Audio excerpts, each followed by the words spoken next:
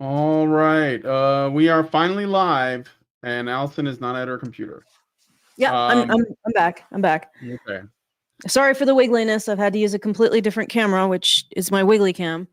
Yeah, it's the and one attached to the laptop, which I guess is on yeah, like a bar stool or something. It's on a table that's on a giant spring. yeah, exactly. So it's going to be a little bit nauseating, seasickness inducing, but I'll try Yeah. not to wiggle too much so that it doesn't jiggle too much. The camera, I mean.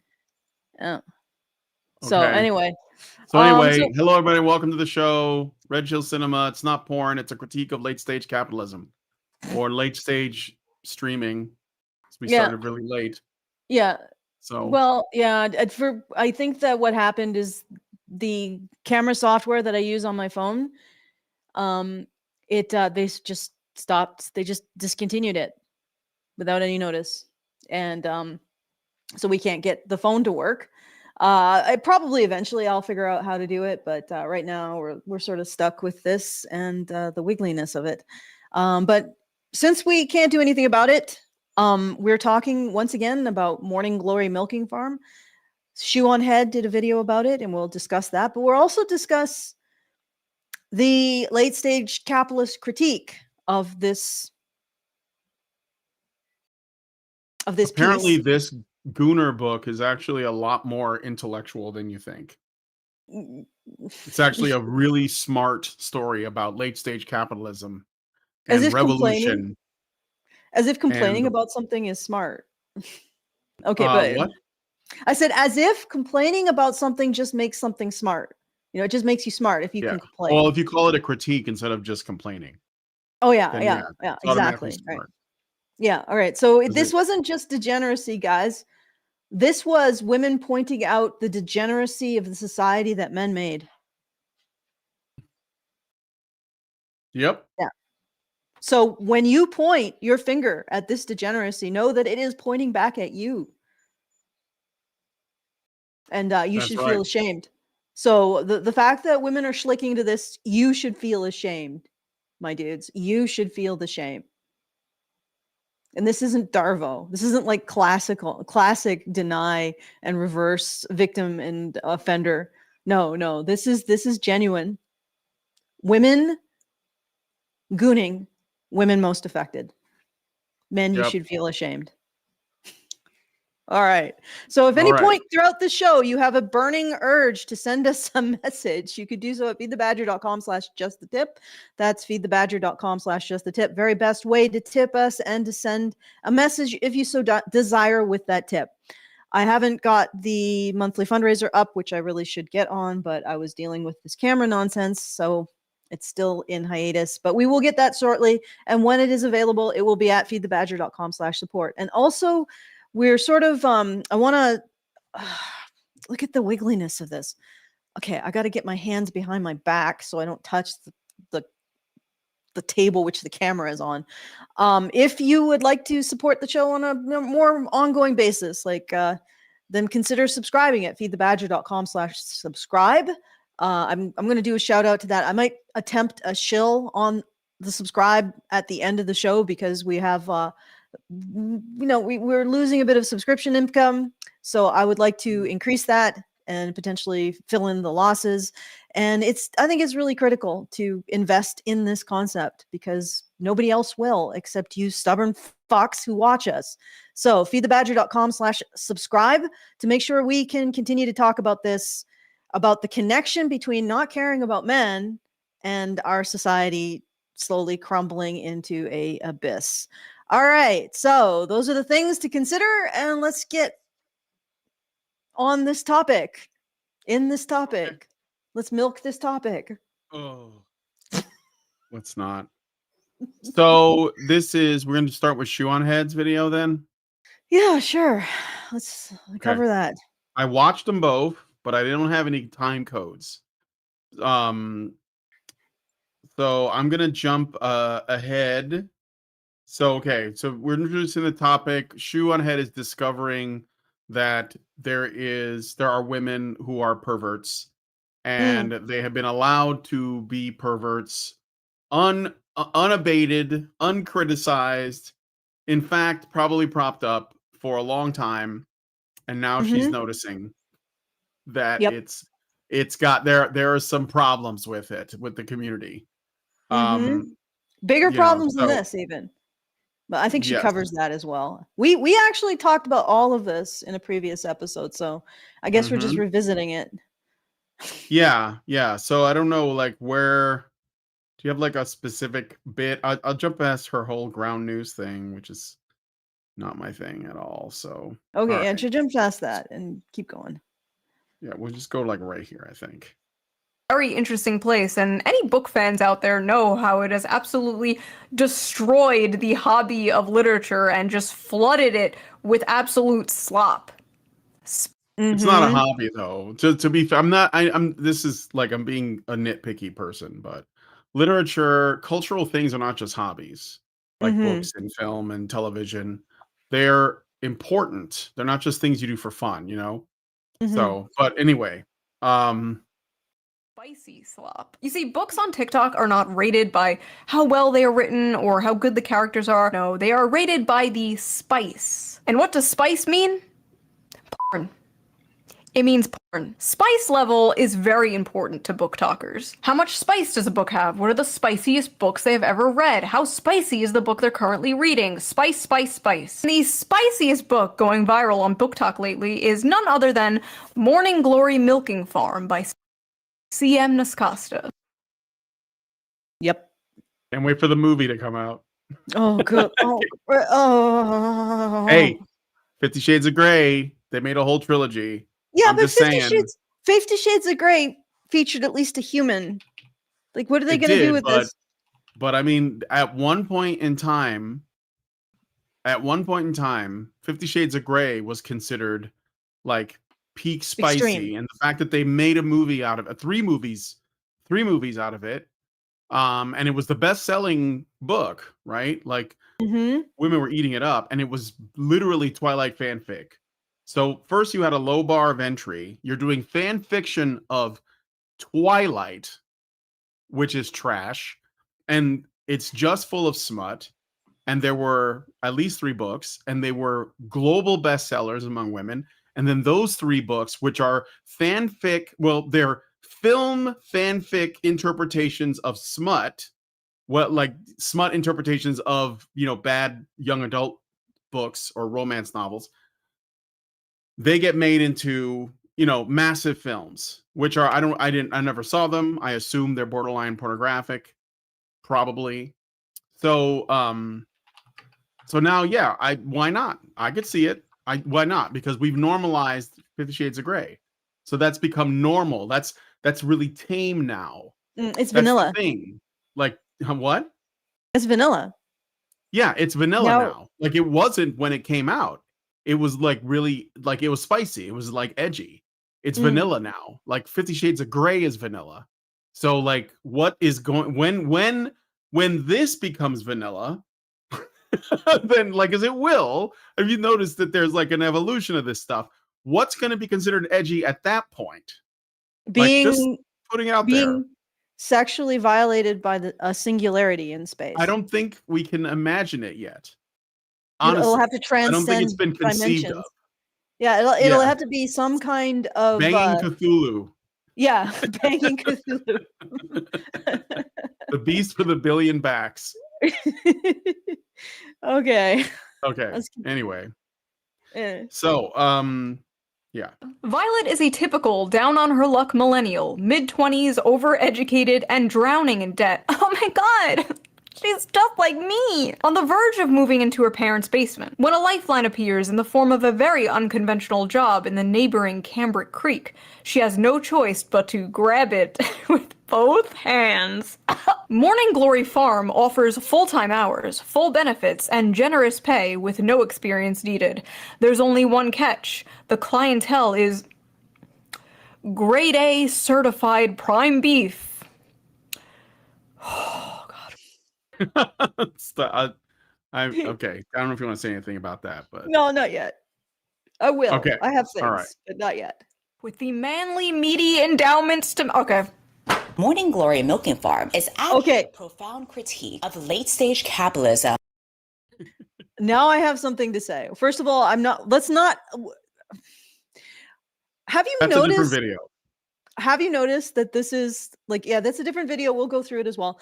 Have you noticed that these talking points, they come up, they emerge whenever women want to make excuses for their venal and atavistic behavior.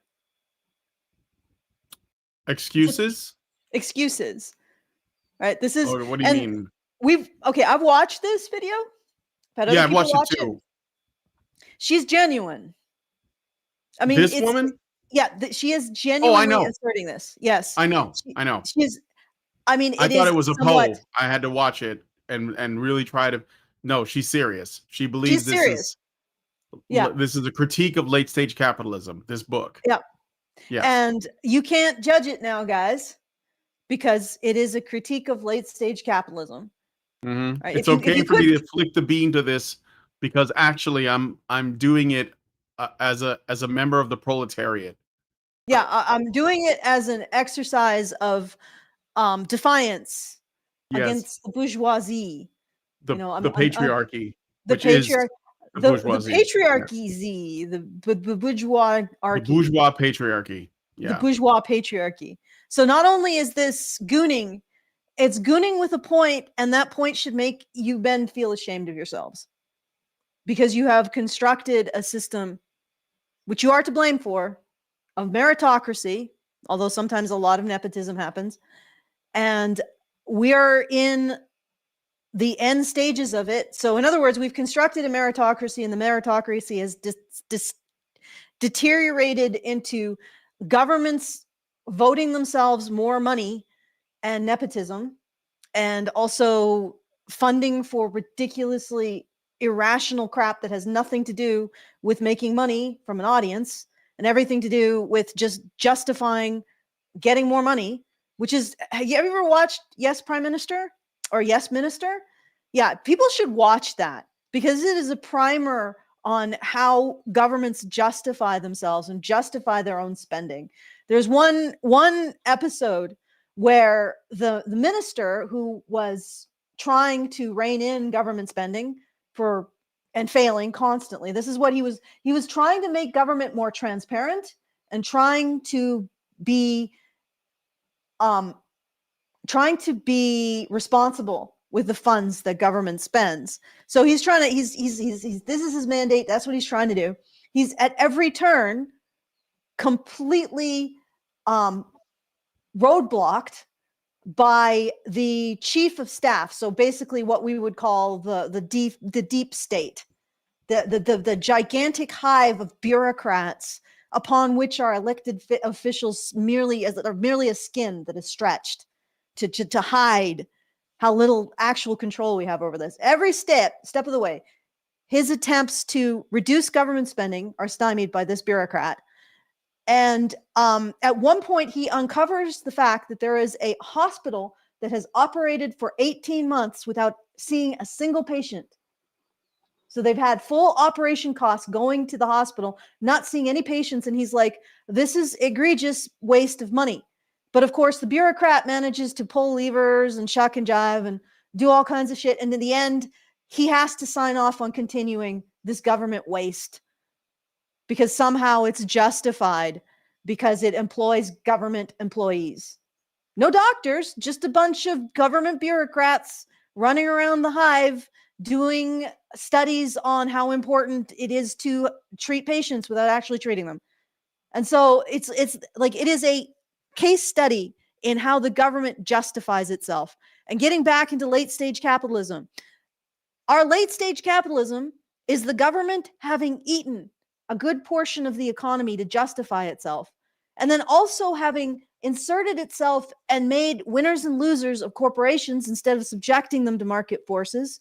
And yeah, and sure, some personal nepotism among very rich people. Sure, fair enough. But this is late stage capitalism.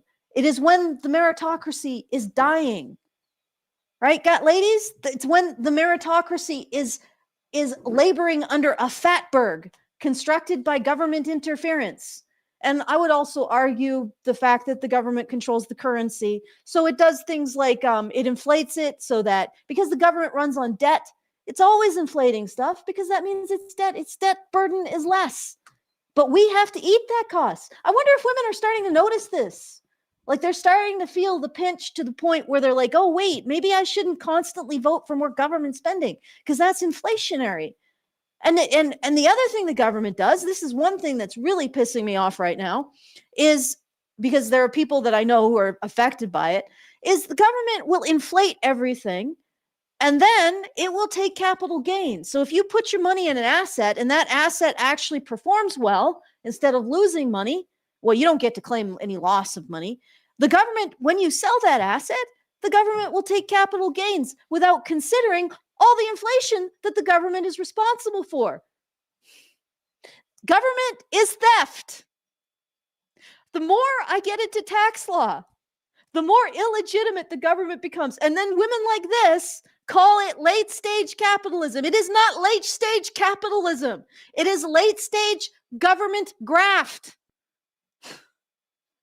And you can include corporations in that because they have become recipients of it. Okay. I apologize for my anarcho-capitalist rant. We started with that. But this is ridiculous. And now we're using it to justify gooning. Women's gooning. Like it has to be a political act. You can't just wait Allison, your microphone. to freaking cow horns. No, you have to make it a political act. Can you imagine? Yeah, well, if this?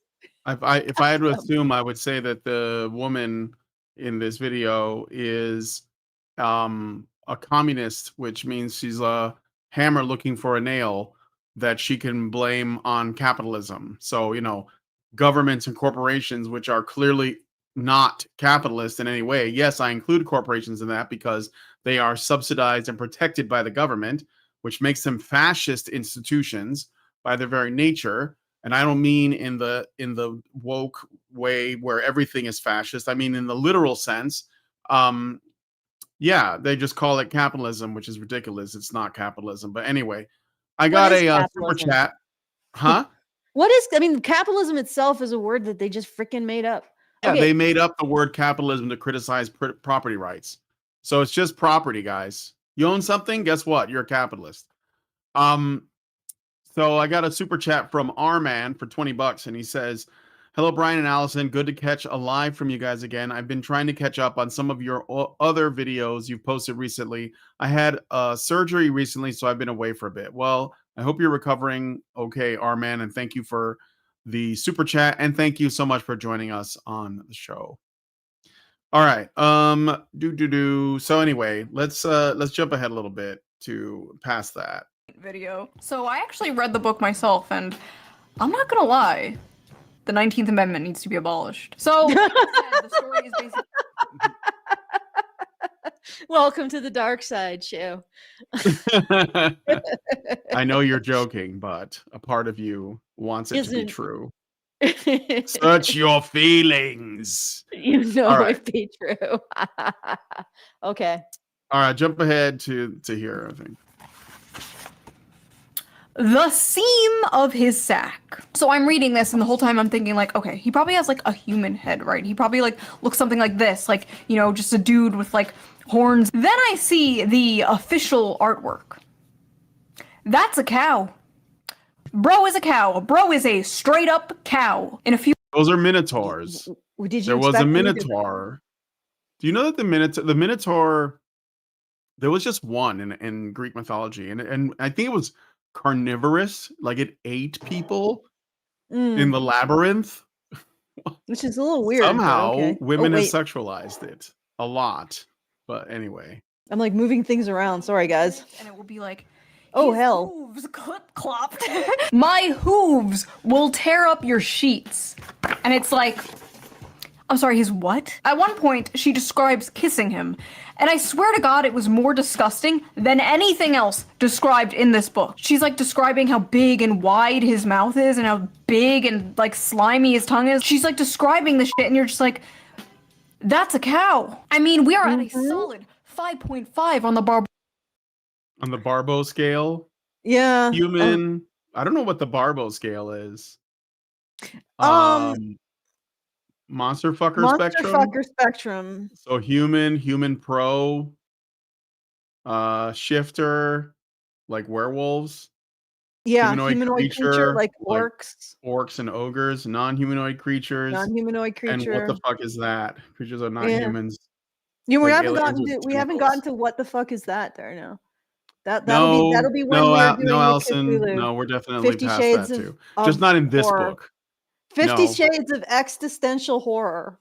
I think that tentacles. there is definitely like what the fuck is that porn for women out there for sure. Oh yeah. It just hasn't hit Barnes and Nobles or your public library or your kindergarten reading rotation. Yeah, you sigh. It is pretty. And the thing is, the problem is this just creeps everywhere because we can't say no. This is how you know we're in two different realms when it comes to the stuff that women consume and the stuff that men consume. So you were just talking about this video where the woman takes this book, which is just goon material for women, and tries to validate its significance by saying it's a sharp critique, a biting critique of late stage capitalism.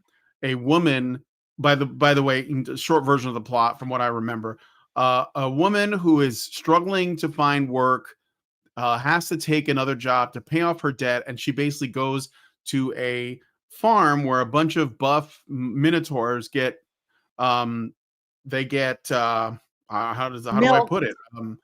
They get hand jobs, I think, or more hand jobs and up. No. These women serve them to get the milk out of their sacks. Okay, go ahead.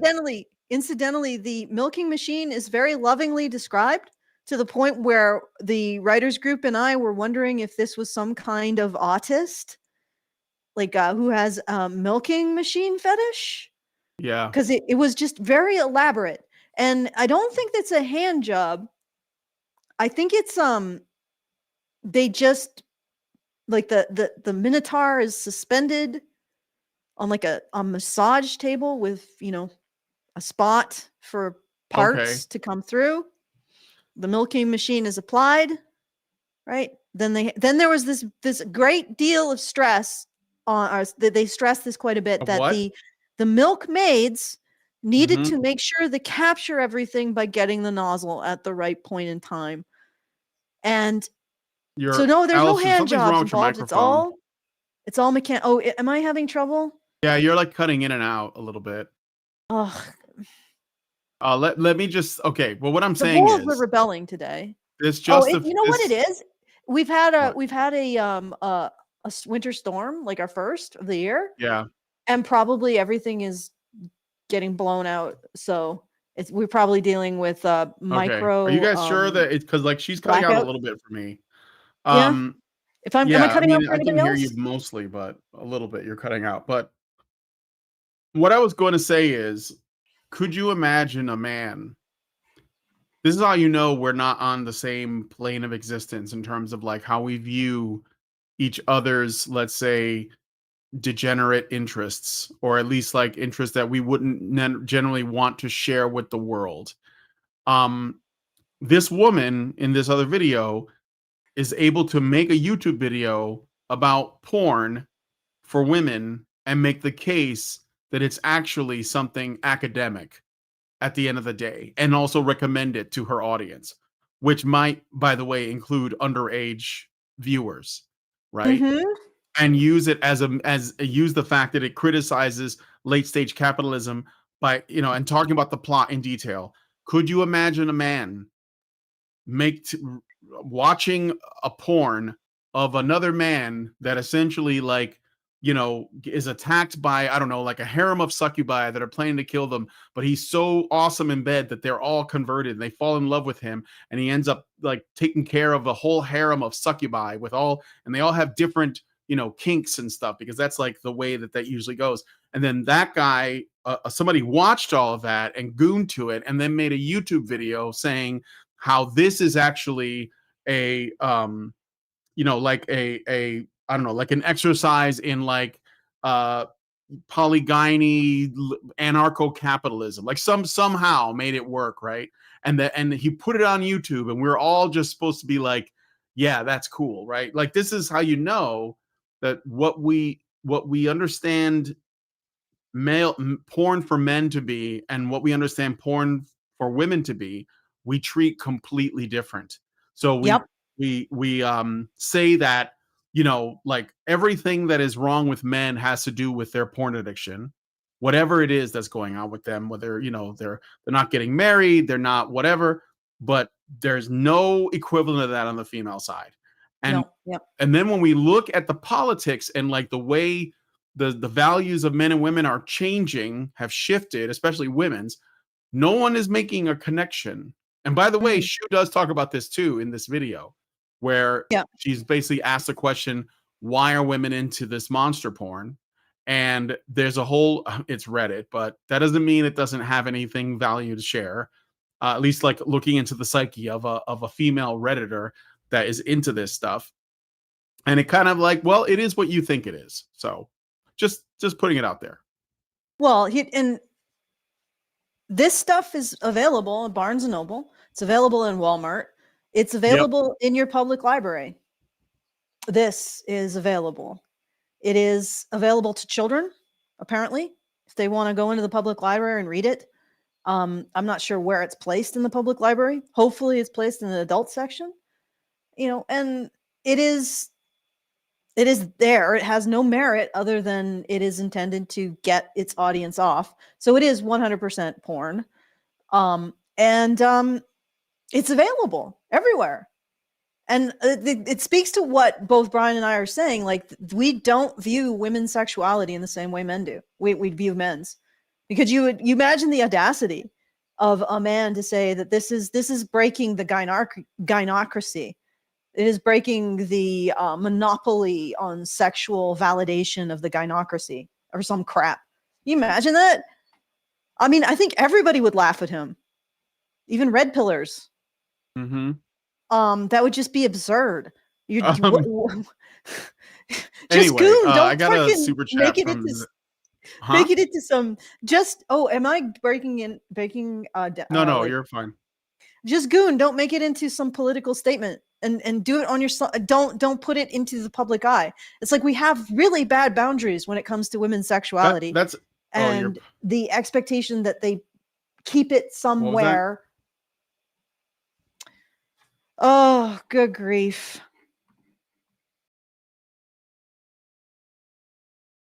See, I can't hear her, but I can see her audio thing moving around. Let's see if she comes back. I got a super chat from Zeranx for $10. Thank you, Zeranx. And he says, I think it's good to mention I've come across 3 separate articles related to 3 individual women who married their dogs. Then we have the Twitch thoughts and their dogs behaving weirdly. Dude, I don't want to go down that rabbit hole, but yeah, that's a thing. Mm-hmm. And I think there is a little bit of justification for their interests in these books. And it may have some, like, I think that this woman who wrote this book actually French kissed a cow so that they could like write about it. And that's what, look, I'm just saying, I could see it. Or maybe a horse, like whatever was close, Albatross gives us $5 and says the Minotaur was a single entity Greek myth where a princess falls in love with a white bull, and well, you know what happens in Greek myths. Yeah, I know. There was only one Minotaur, just like there was only one Medusa. But for some reason we've because of D&D, let's be honest, we've conceived it as like a type of monster instead. But yeah, the Minotaur is just like a single, like Pegasus. I think there's just one of those as well. But anyway, thank you for that. Alton, are you back? Oh, she stepped away. All right. Hopefully that's not the I can't tell if the camera's frozen. Oh no, it's not. It's not. You're muted too. I'm having a hell of a time. I think it is because we're just dealing with we're Internet dealing things. with late or early like we're basically dealing with the beginning of winter here. Yeah. Which means that we got a lot of ice and snow last night, plus a lot of wind, which usually results in some blackouts. So that's probably what we're dealing with. I'm sorry, guys. Also, sorry for the wiggly cam. Red Kayak says succubi are men. Actually, no. Succubi are women. Incubi. Incubi are men. Incubi. Yes. Brian knows his succubi and incubi. I was a dungeon master for a long time. I know what a succubi and an incubi is, okay? But Yeah. anyway, so anyway, let's keep going. Mm-hmm. Low scale here. This is dangerous territory, folks. She also f***ers his ass. She f***ers the cow's ass. By the way, if you want an uncensored version of this video and all my videos, Okay, this is she's Plugging her Patreon, right? Yeah, well, become a patron to shoot. If you're interested in that content, you could also subscribe to us. Yes. we actually we're talked already about not this that more. censored, to be honest. So yeah, we don't really we don't go for that, which is probably why we're deboosted in the algorithm, in part also because feminists tell YouTube to deboost us. And I have seen evidence of that. And also maybe we're not still on a Department of Homeland Security list. Who knows? maybe, but like I think that they're like the FBI are on Discord. So there could be some feds in our Discord. But as long as we're not, no doubt. Yeah, as long as we're not doing anything that that they would. No, this is not published like independently. furry shit. I hope like that's not, because they're kind of, their radars are they're on, furries are on the radar right now. They're looking for them. Okay. So just saying. This was not published independently. I think it might have been, but now it is professionally published. Also, there's another thing. The Milk Farm book? Yeah, the Milk Farm it's available, and it's basically published professional, or if you can call it professionally. It's published. It's not independent anymore. If it ever was, it is now professionally published, and it is available everywhere where fine books are sold. Because we can't tell women. This is what I was talking about before everything went to crap. We can't tell women no. We're not allowed to tell women no. We're not allowed to say no. Your sexuality doesn't belong here. No, get your tits back in your shirt. Nobody needs to see that, right? No, you don't get to show your hooch to the police during some sort of Black Lives Matter. No, you get your body back into clothing. You're streaking and you're flashing children, and that is actually a sexual crime.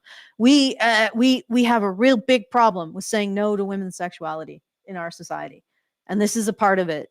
And like the degeneracy of this, I think Shuan Head touches on this later. The degeneracy of this actually goes even beyond it being in inappropriate places. Like if you're going to do this, it should be paper bag fare, right? You should be putting it in a paper bag, doing your business in shame and secret, and it should not be available in public. Right? This is like having an outlet for Pornhub anywhere where men can just be like, oh yeah, I like that. And could you imagine that? Like just have porn movies just in the regular, just at Walmart. Just search for it on YouTube, right? No, yeah, just search for it on you. Put it in Walmart. Like just have it right there. Yeah, put it in Kids Walmart. walking past. Oh, okay. All right. Mhm. Just have it there. And then men, picking it up, watching it in public when they're on Subway, and discussing it as a political statement. And saying, no, actually, this is a commentary on the state on the gynocracy. Yeah. This is a commentary on the gynocracy. That I'm actually watching. This is sexual pro-natalist commentary. I'm learning how to start families, and you start families by banging. So this is a commentary on, or I'm reclaiming my sexual freedom from the gynocracy, like that kind of crap. No, that would never happen because we know how to say no to men. Let's be honest. We don't know how to say no to women. We don't know how to say, no, this is not appropriate. Put it in a paper bag. Go home. Do it by yourself.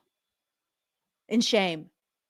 and feel the shame. But the thing is too is that women are not, they're different from men in how they talk about this stuff because, well, I'm gonna play more. I think it's coming up right here. So Settings. It's dinner, not a down payment for your time. But I'm in a position to comfortably spoil someone. Oh, So you're with me, yeah. I'm spoiling you. End of story. I said, okay, I highlighted that paragraph for myself. Clean Oh. up file 5. So these women are making videos talking about, look, maybe there is a male equivalent that exists, but I have never personally, and I have male friends back home in Chicago, my male friends and my female friends. I have never sat around like, having drinks or coffee and talking about the porn I watch. I've never done it. I don't get it. Like, it's like, but women will do that. They will, I don't know, they'll get together and knit or whatever it is women do when they get together, play bridge, I don't know, and they will talk about the porn. Like, that's why they have book clubs. Like I knew a friend of mine whose wife was reading 50 Shades of Grey. And he was like, all for it. Like, oh yeah, like she's, he was reading it too, I guess.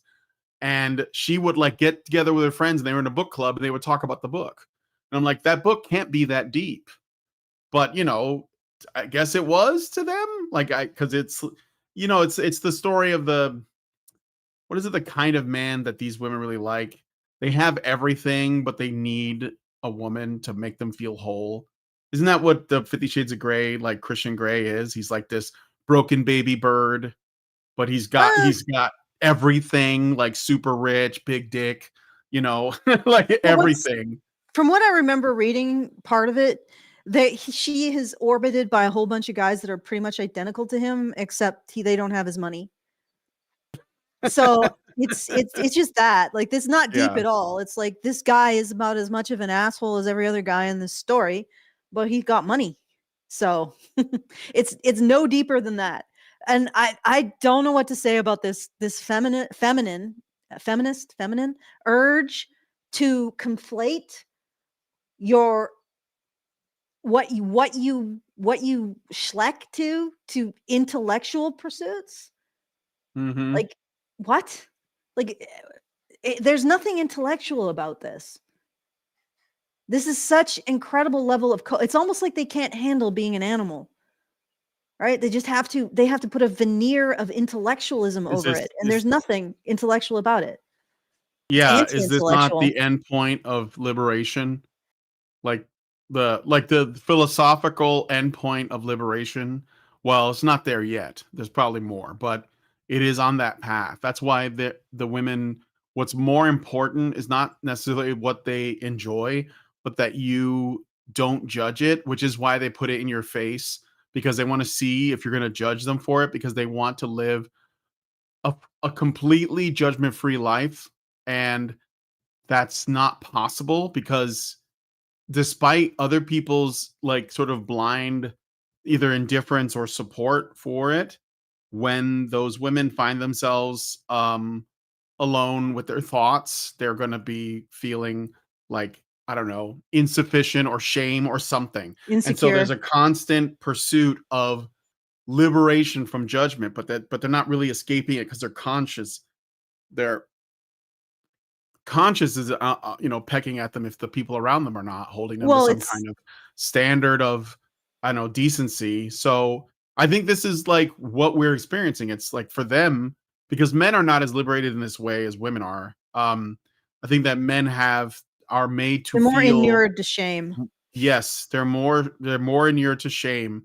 How they respond to it, that differs, from individual to individual, but we don't have the same sort of unbridled, liberate men at all costs, because we need men to keep things going, so that there's just enough shame or guilt put on men to keep them, like behaving a certain way, which is why everything feels so like lopsided, right? Like where we have like, it's not patriarchy, but it's not complete, like it's not egalitarianism either. It's not a complete equality, because it always comes down to how do women benefit? And that's basically the model we use, which is why men have what? None of the authority, but all of the responsibility, and women Mhm. have none of the responsibility, but all the authority. Because we Yeah. don't have like a working model. It's like this, not that I don't think the egalitarian model would work anyway, but yeah, we don't even have that because women are always going to want to be preferentially treated, and we don't see them um in any way other than on the path to liberation. They're Yeah. constantly moving towards more liberation, basically.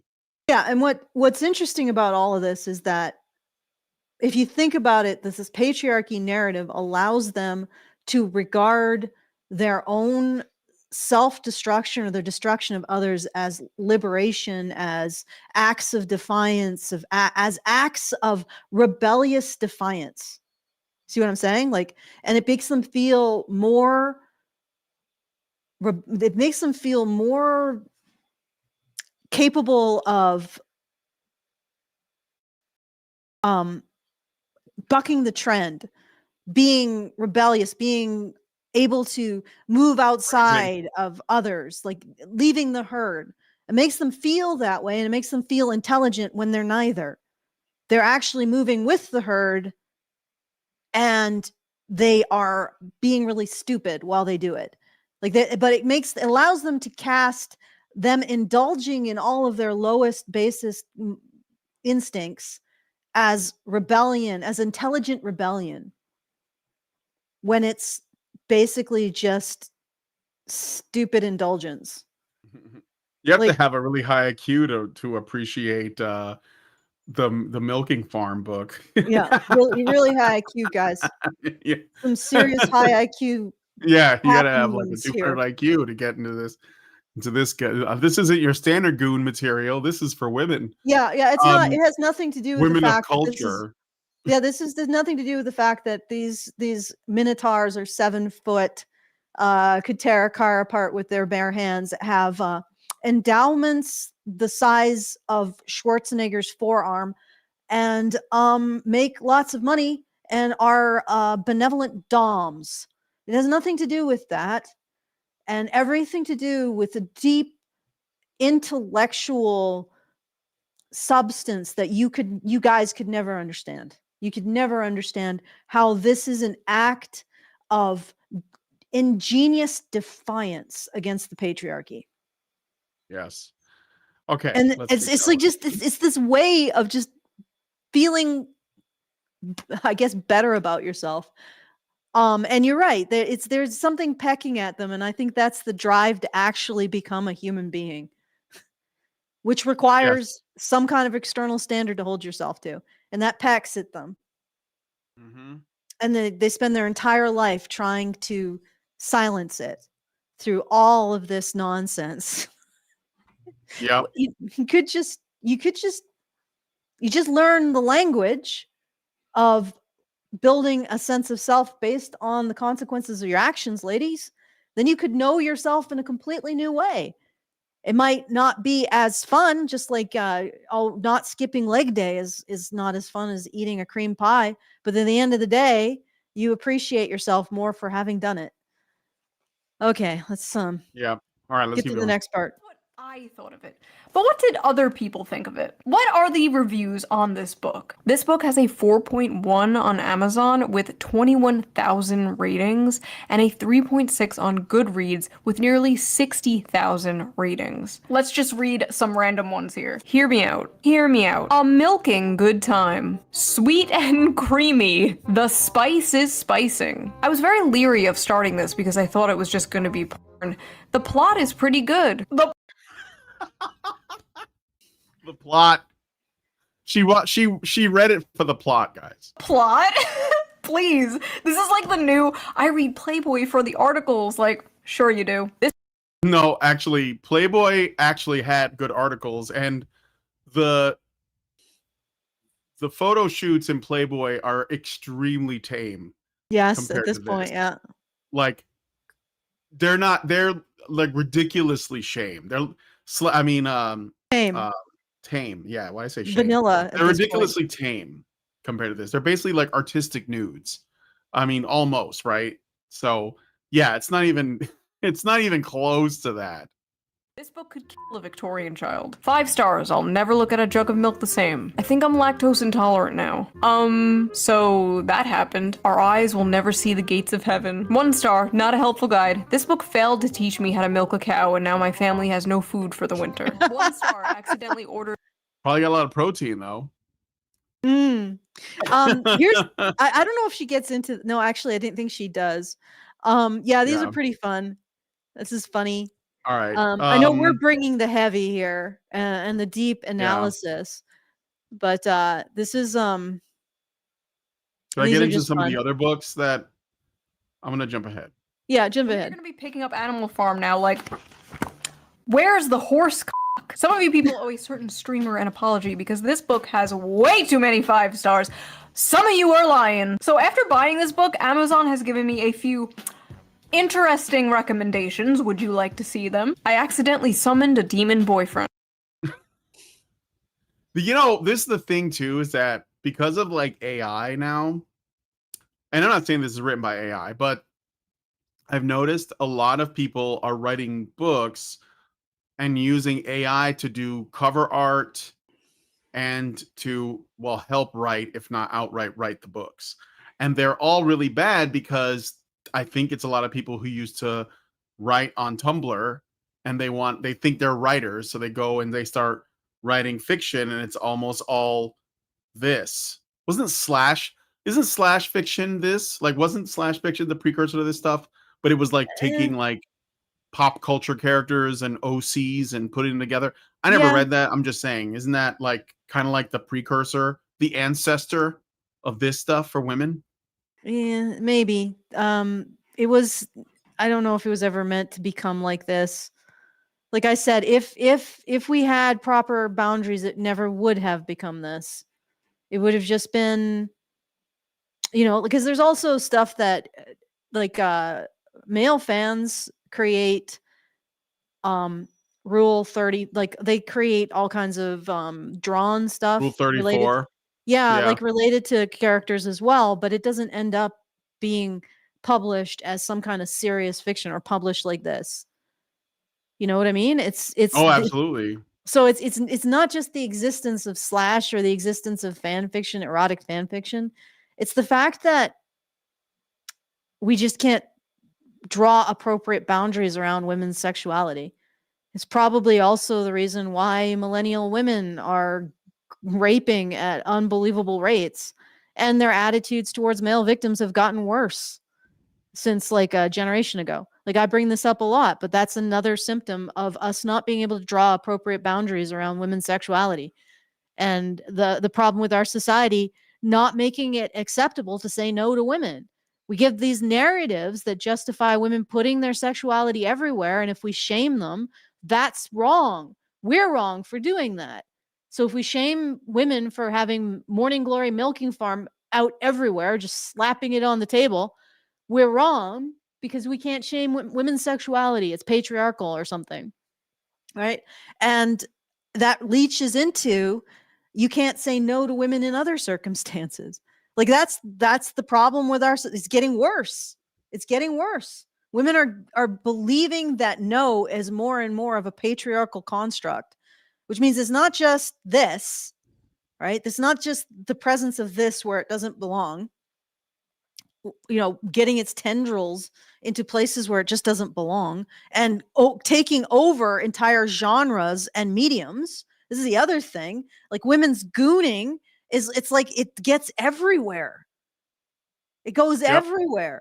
And it ends up in really inappropriate places. Like I noticed that conservatives are now picking up on all the crap that's in children's cartoons now. What do you think is pushing that? It's women's gooning. Well, yeah, it comes out of feminism. So it comes out of our and feminism was sexual, like probably since the beginning on some level, because people like Mary Shelley would go to orgies over at Lord Byron's place, and so there was likely some of that carried over from back then, even if it was like reserved for the elites that had the ability and the liberty and the freedom to travel and like go to orgy parties.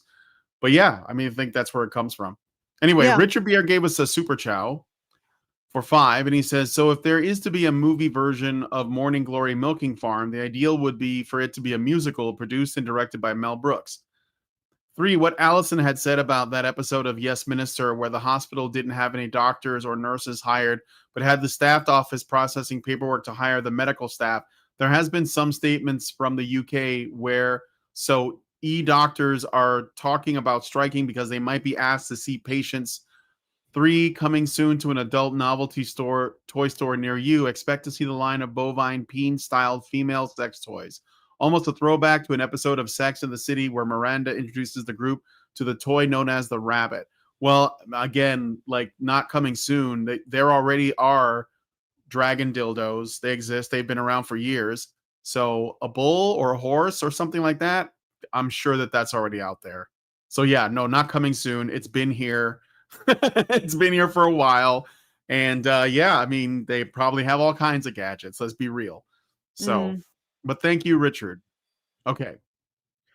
So anyway, USA Today best-selling author just engaged. I accidentally summoned a demon boyfriend. That time I got drunk and That time I got drunk and saved a demon. Kimberly Lemming, Mead Mishaps, book 1. You notice that all of these women are like Black. below mid. Yeah, not attractive, but like black women too. At least so far. Pink hair. Check. gentling the beast. Gentling the beast. Sweet monsters. Coveted by the orc. Cupcakes for my orc enemy.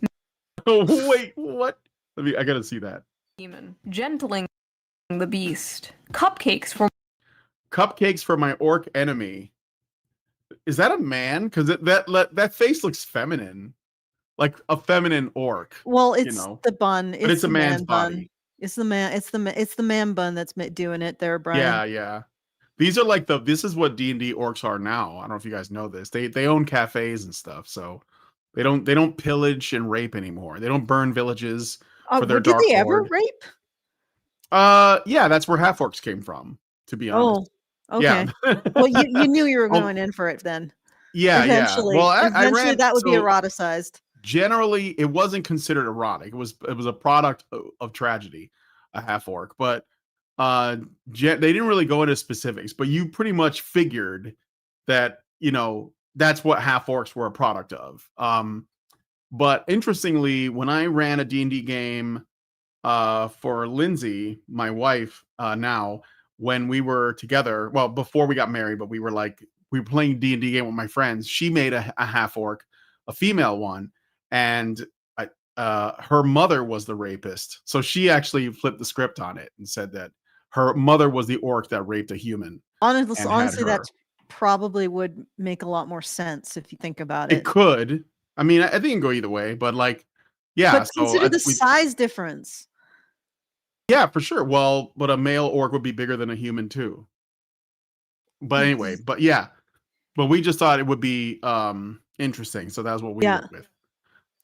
Okay. Anyway. Getting away from orc rape for a moment. My orc enemy. Main of my existence. That's terrible. It's a lion man. Look at the size Creatures difference. Encoding, book 1. What? Look at the size difference. Yeah, of course. That's insane. Yep. The gargoyle and the spinster. What's a spinster? And the spinster. The widow and the orcs. Hoarded by the dragon. There's something about dragons. Getting it on with gargoyles. Gotten by the gator. Mated to the mountain bear. Oh, so this is why they chose the bear. Mm-hmm. Of course. Did you ever think any different? It's like 8 foot tall. Well, there is something. Orc. What? Moth manager. Moth manager. It's a bird. It's a plane. No, wait, it's true love. The Mothman. Wolves and whipped cream. The wolf in my tavern. Pounded by produce. Oh.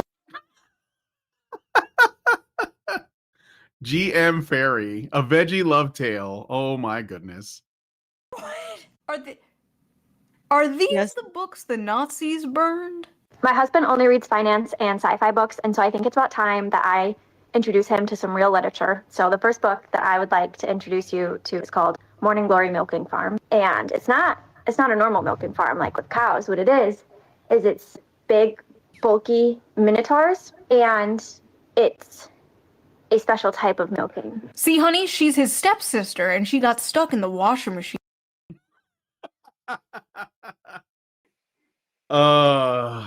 Okay. File the divorce papers now, right? But okay, so do you want to get to what I thought was the most interesting thing, which is like why? Let me see if I can get to it. Oh yes. I think I brought that up when we covered it with the writers retreat, which was a patron thing. So if you're interested in a deeper dive into Morning Glory Milking Farm, you can also go to feedthebadger.com/subscribe and get access to that, which it was interesting. We had Mike. You were there. We had Mike do the puppeteering. He was the I was narrator. not there for the puppeteering part, but I was there okay. for the meetup. Yeah. Yeah. So so Mike did the puppet. He did the narration and via puppet. So it was pretty hilarious. Yeah, and I yet bet. Also a little disturbing. Okay. The jokes tell themselves. Exactly. All right. So let's listen to this part. Popular with women in particular. Like, you rarely see the opposite, and when you do, it's just like a girl with cat ears and fangs, or like a 10-foot tall dommy mommy vampire with giant titties. Meanwhile, women are like, I want to. Hey, I just ran into her today on my stream. This vampire lady here, Lady Dimitrescu, I think. Anyway, it's a video game thing. Okay, moving on. Meanwhile, women are like, I want to the pollution monster from Fern Gully. So people on Reddit asked this very question. Let's see the responses. Why do you guys like monster romances? Asking for a friend. Several reasons. 1, human men are quite often terrible. Romance books with human men are already partly fantasy, but monsters just takes the fantasy bit further. 2, it's sort of human nature to imagine relationships with paranormal beings and creatures. We've been doing it in literature and art for centuries. It's just gotten a lot more graphic now, lol.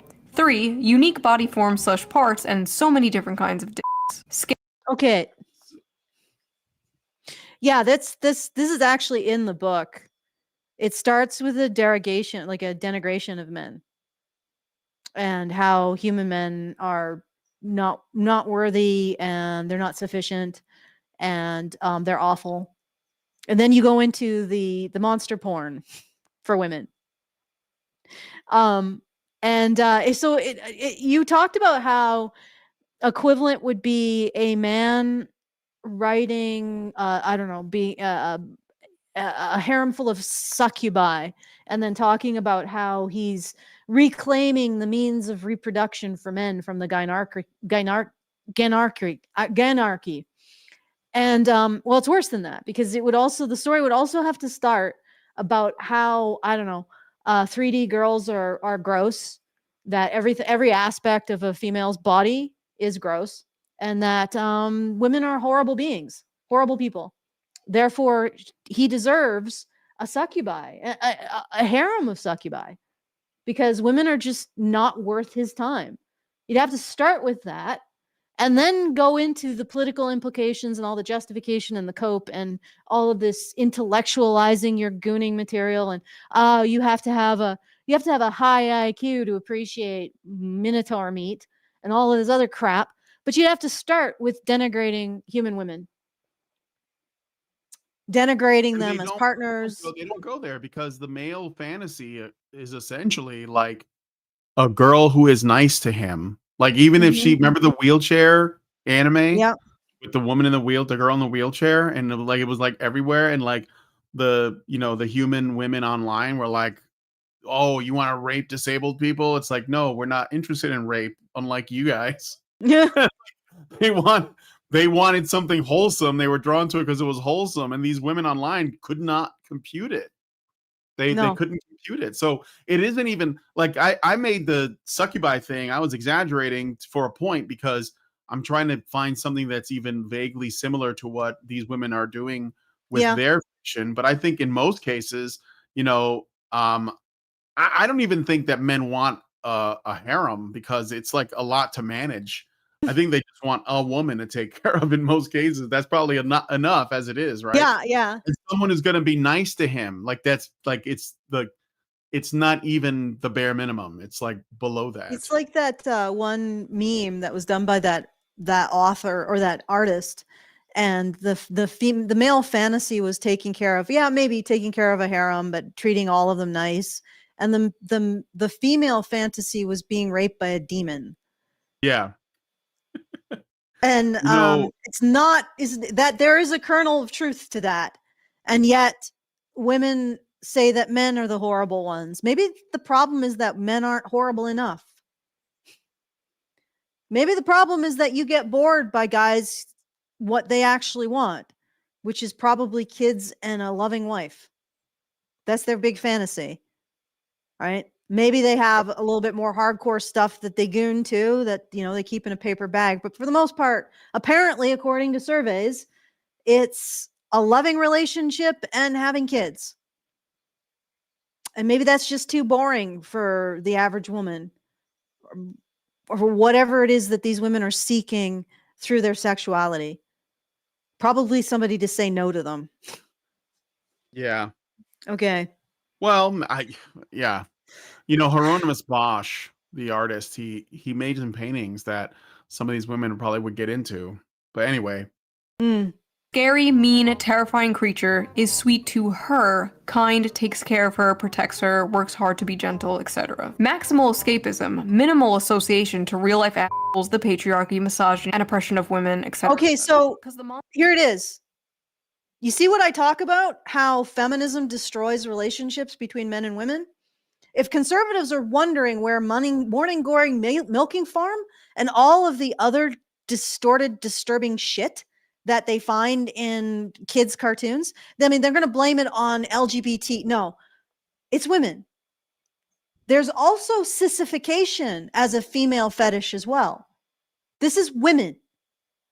It's why some of these trans girls are actually seem to be more Munchausen's by proxy done by their mother, forcing them into the role, because it's a fetish for women. Sissification is a fetish for women. Forcing men to look like women, forcing boys to look like women or behave like women is a long-standing fetish for women. So you can blame LGBTQ, but it starts with women. It all starts with women. This is 100% women. You can't deny it. And this is 100% the result. Well, maybe not 100%. It's also, apparently having sex with minotaurs is something that even the ancients recognized about women. But, a good portion of it is encouraged by this bullshit narrative that men oppress women. This is nonsense. Like, she's basically saying minimal escapism, minimal association to all of the bullshit that I believe about men that isn't actually substantiated. Right? This is just her ingesting the things that feminists have told her about men. This is just her regurgitating the things that she's been told about men because of feminist conjecture about reality, which is false. Now, she may use this to justify why she's interested in these things, and maybe she would have been interested in these things because women are deeply degenerate perverts and have always been. But this is what she uses to justify. This is what she uses to turn you into the villain when you say this doesn't belong in kids' cartoons, this doesn't belong in public libraries, this doesn't belong in Barnes & Noble. This is what she's using to inflict her sexuality on everyone. And that sexuality, incidentally, also includes sissification of boys and men. And that is the liberal woman's infliction of her sexuality on everyone. Nobody can say no to her, because that is an act of patriarchal oppression. And it is the worst thing you can ever do to women. And even many conservatives buy into that narrative. There's no sanity in that narrative. There's no sanity within that context. There's no sanity believing that lie. It results in the unraveling of everything. That lie results in the unraveling of everything and the justification of degeneracy like this. And again, if they just had it, if this was paper bag fare and you don't do your business in shame and secret, that's fine. So be it. Right? Yep. This isn't. This is now publicly displayed, proudly displayed. It is rebellion. It is a woman's prerogative. It is her rebellion against the evil forces, which conservatives themselves buy into for the most part. Right? It's everywhere. And there, like I said, there is no sanity and there is no future within this narrative that men oppress women. There is nothing but waste and the end of times, the end of days. Right? That two roads here, guys. Two roads. One, continuing to believe that men oppress women, and you get the end of economic prosperity. You get the rise of tribalism and the destruction of a civil society. You get all of this shit, or we stop. And then maybe we get to go on Mars, and then maybe we get to go to Alpha Centauri, and then maybe we get to be a star-faring species. So you got your two choices here, human race. We continue on the path of feminism. We continue on the path of destroying the central relationship that humanity is based on, human progress is based on, human peace is based on, everything worth having is based on. We destroy our perception of that relationship, and we inherit the wages of that sin. Or we stop and we do a good hard course correct. We get rid of all of this feminist influence over academia, over schools, over government, over policymakers. We get rid of that and we become better people. People who understand ourselves better. And maybe we have a shot at the stars or some dignity as a species. Choose, because it's one or the other. You got to make your choice. All right. And oppression of women, etc., etc. Because the monsters are less dangerous than dating actual men. As a fat woman of color, modern, contemporary, and even fantasy romances are hard to click to because they are almost always about thin white women and just too realistic, and romance in real life is not always attainable for fat women/women of color. In monster alien romance, though, my size doesn't matter, and it's easier to get into that headspace and enjoy it. Like, seriously, I'm pretty sure you could probably find a fat man to have romance with. But they don't want the fat man. Have you seen those covers? That, like, guys, if do you understand that? Well, let me hear the rest of these first. Sick of the men on Earth and looking for some variety. Non-humans haven't betrayed and hurt me, so they feel like a safe haven, if that makes sense. Plus the unusual dick. Monsters have big, fun-shaped cocks. I love some bizarre peen. Unique genitalia. Okay, let's put this in perspective, because I want you guys to see how sad this is, okay? These are, by their own admission, fat, probably like less than average attractiveness women that are reading romantasy books.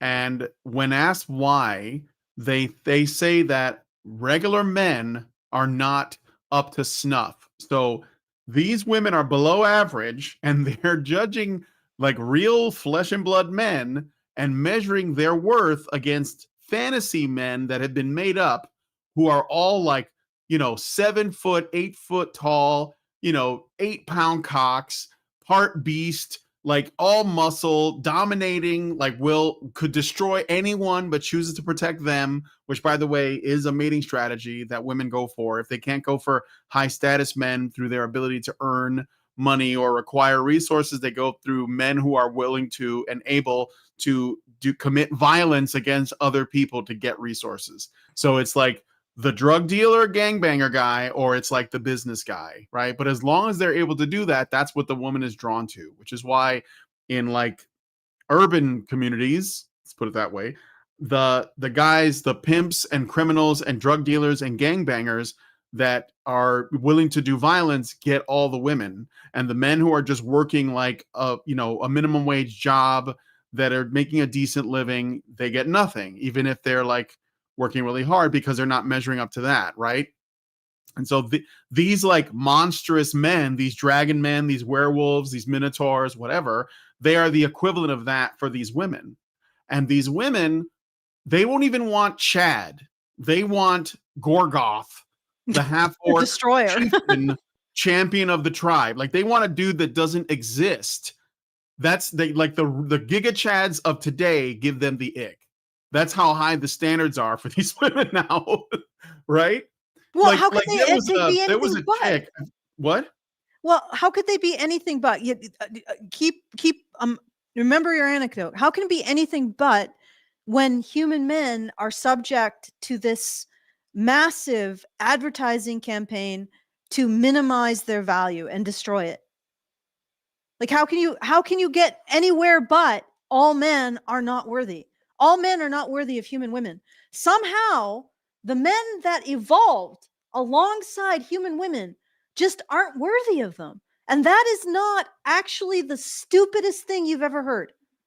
Like literally, 50 million years, 500 million years of evolution, and human men are just not worthy of human women.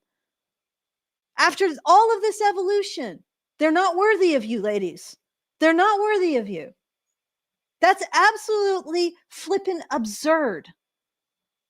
That's ridiculous on its face. And the end result of that narrative of men oppress women, that is the end result. Men are just not worthy of us. They're just not worthy of us. So we have to dream. Like, there's no longer Chad or Super Chad. It has to be the cow. It has to be the minotaur. It has to be the werewolf. It has to be something that is masculine but not human. That's what this is. Masculine but not human. Because men are not worthy of women, because men oppress women, and men are horrible to women. But it's all a lie that we've been telling ourselves for 100 years. It's all a lie that we've been telling ourselves. It's a complete bullshit, guys. Mm-hmm. If it wasn't bullshit, feminist framework would have some kind of predictive quality or some kind of predictive value and validity. It has none. It has inverse predictive validity. All right. At this point in time, this is a failed conjecture about reality. It is wrong. It is incorrect. It is a lie. And this is what we believe when it comes to something so fundamental to everything that we do, the relationship between men and women. Okay. And go back to, you said there was a chick once.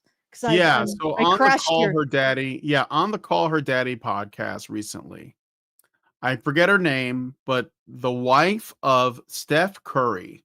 Steph Curry is a superstar American professional basketball player, professional athlete, over 6 feet tall, super rich, got probably has, I don't know. He plays for the Golden State Warriors of the national basketball of the NBA. Okay. Point guard, really rich, really famous, high status, peak status. I don't think there's very few people up there.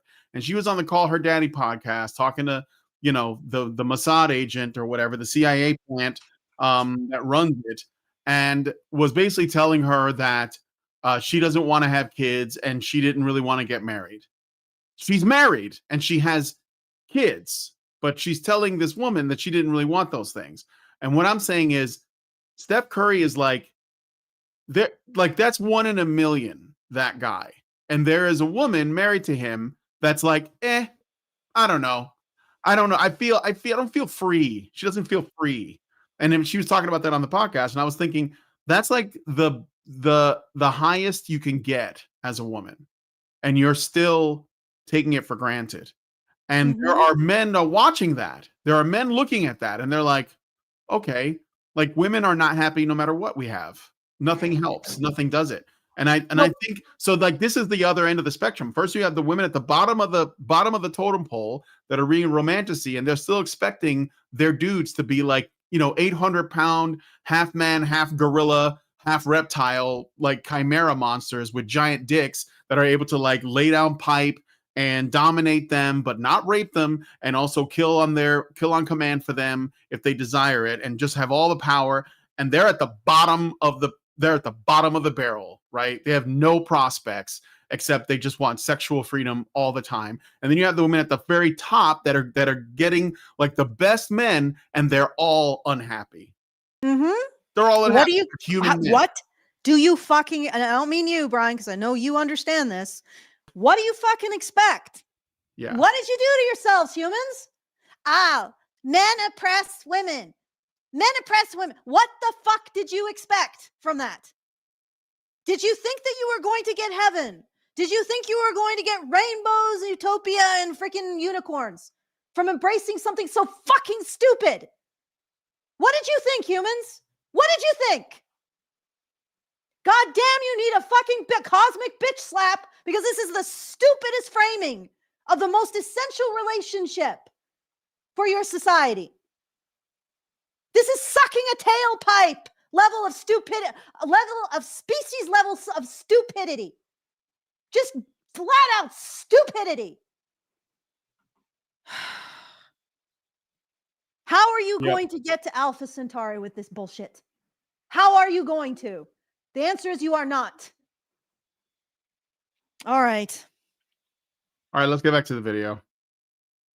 I don't know what I was expecting, honestly. A lot of women's smut, especially monster smut, is about submission, domination, forced breeding, non-consensual consent. The women are like conquered and taken and overpowered by these monsters. And I think many of these women are reading these books containing monsters and not men because masculinity and dominance in men has been completely demonized in modern society. But the truth is, many women still crave it. You see, the monsters in these stories have those like dominant masculine traits.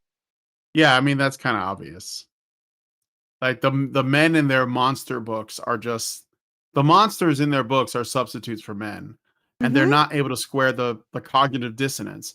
So they just say stupid shit like, "Well, real men suck, but these like bestial barbarian orc men are okay, right?" For some reason, they don't really want the orc warlord though. They just say that, right? So, well, yes, it's like I've said in previous episodes, this is like a tar pit that women get into. And again, I know I'm calling out conservatives, but they have a problem with this. They keep blaming men, but there's nothing men can do to pull women out of this tar pit. Nothing. The only thing they can do is to hold them to standards so that women can pull themselves out eventually. But it's a self-referential, like it's a self-reinforcing tar pit that these women are in, right? They are reinforcing each other's delusions.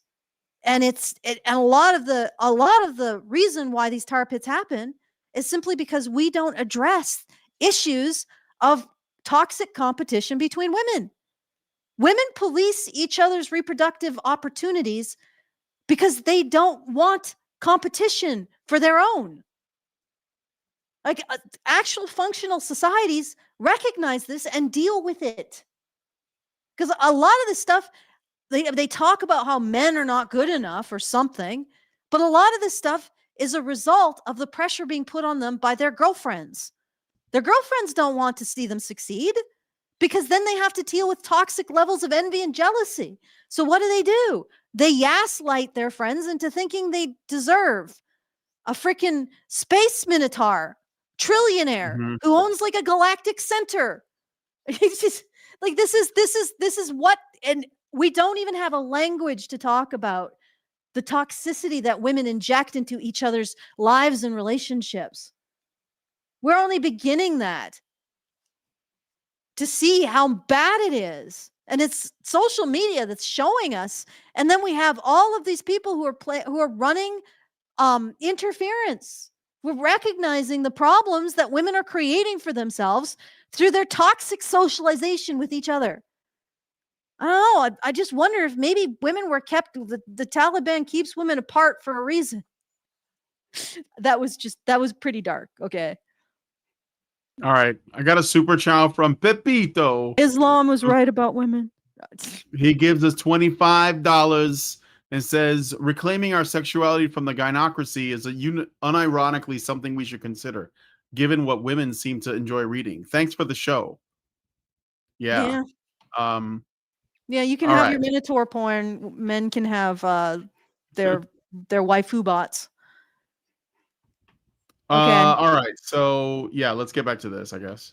That women like so much, but they're not human men. They have all these traits women desire without the problematic baggage human men bring, without being the men they hate or have been told to hate. It is the perfect guilt-free slop. But they don't just want a wild dominant man, they want to tame a wild dominant man. Similar to when a man sees an art hoe with a nose ring, you can save her from her daddy issues. You can do it. It definitely won't backfire and ruin your life. Go for it. Go talk to her. With many women, there's this desire for like danger and aggression, but also the desire to tame that danger and aggression. The desire to be that special woman who can melt his heart. You see, my dragon boyfriend could rip me to shreds and kill me instantly, but he won't because he's nice and he loves me. But honestly, at the end of the day, just like the video I made about the anime girl in a wheelchair where men were saying, this is the average male fantasy, and a bunch of women were like, you wanna rape a disabled girl? When in reality, it was just a distilled manifestation of the average male fantasy, which is to protect and provide for a sweet woman and save her. This is like basically the flip of that, right? I don't think there's a flip of that though. I mean, that's a hard flip. That's a hard flip. That's a really, like, you could say it's the flip, but the flip of a man rescuing a woman who is nice to him would be a woman being rescued by a man she's who nice is to nice to her, not ravaged by by like a monster. But you know, even getting away from the romantasy books, even the standard smut involves something similar in terms of tone, except the men are human. They're like, you know, it's like, I don't know, like a Southern Belle, and like there's like a Native American warrior that's like, you know, that has his way with her, some strange man. Maybe he's a little bit foreign, maybe he's of a lower class, you know, something like that. Yeah, there is that, and then there's also the fact that, you know, like billionaires are sort of these kinds of strange, as human as you get, but as like almost fey, like from another world, perhaps would be the way to put it. Otherworldly, like a vampire. Yeah, other world. Well, because they're from a very different class from the. Or yeah, or like a different class. Yeah, no, that's what I was saying. It's like this.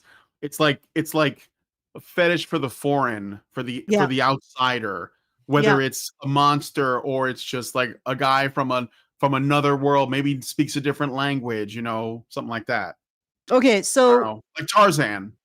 Shall we go to the next video and just do a few segments of that? I think that I don't know. I don't agree with this. I don't think it's a flip because I think that men want women. Men generally don't think women are trash.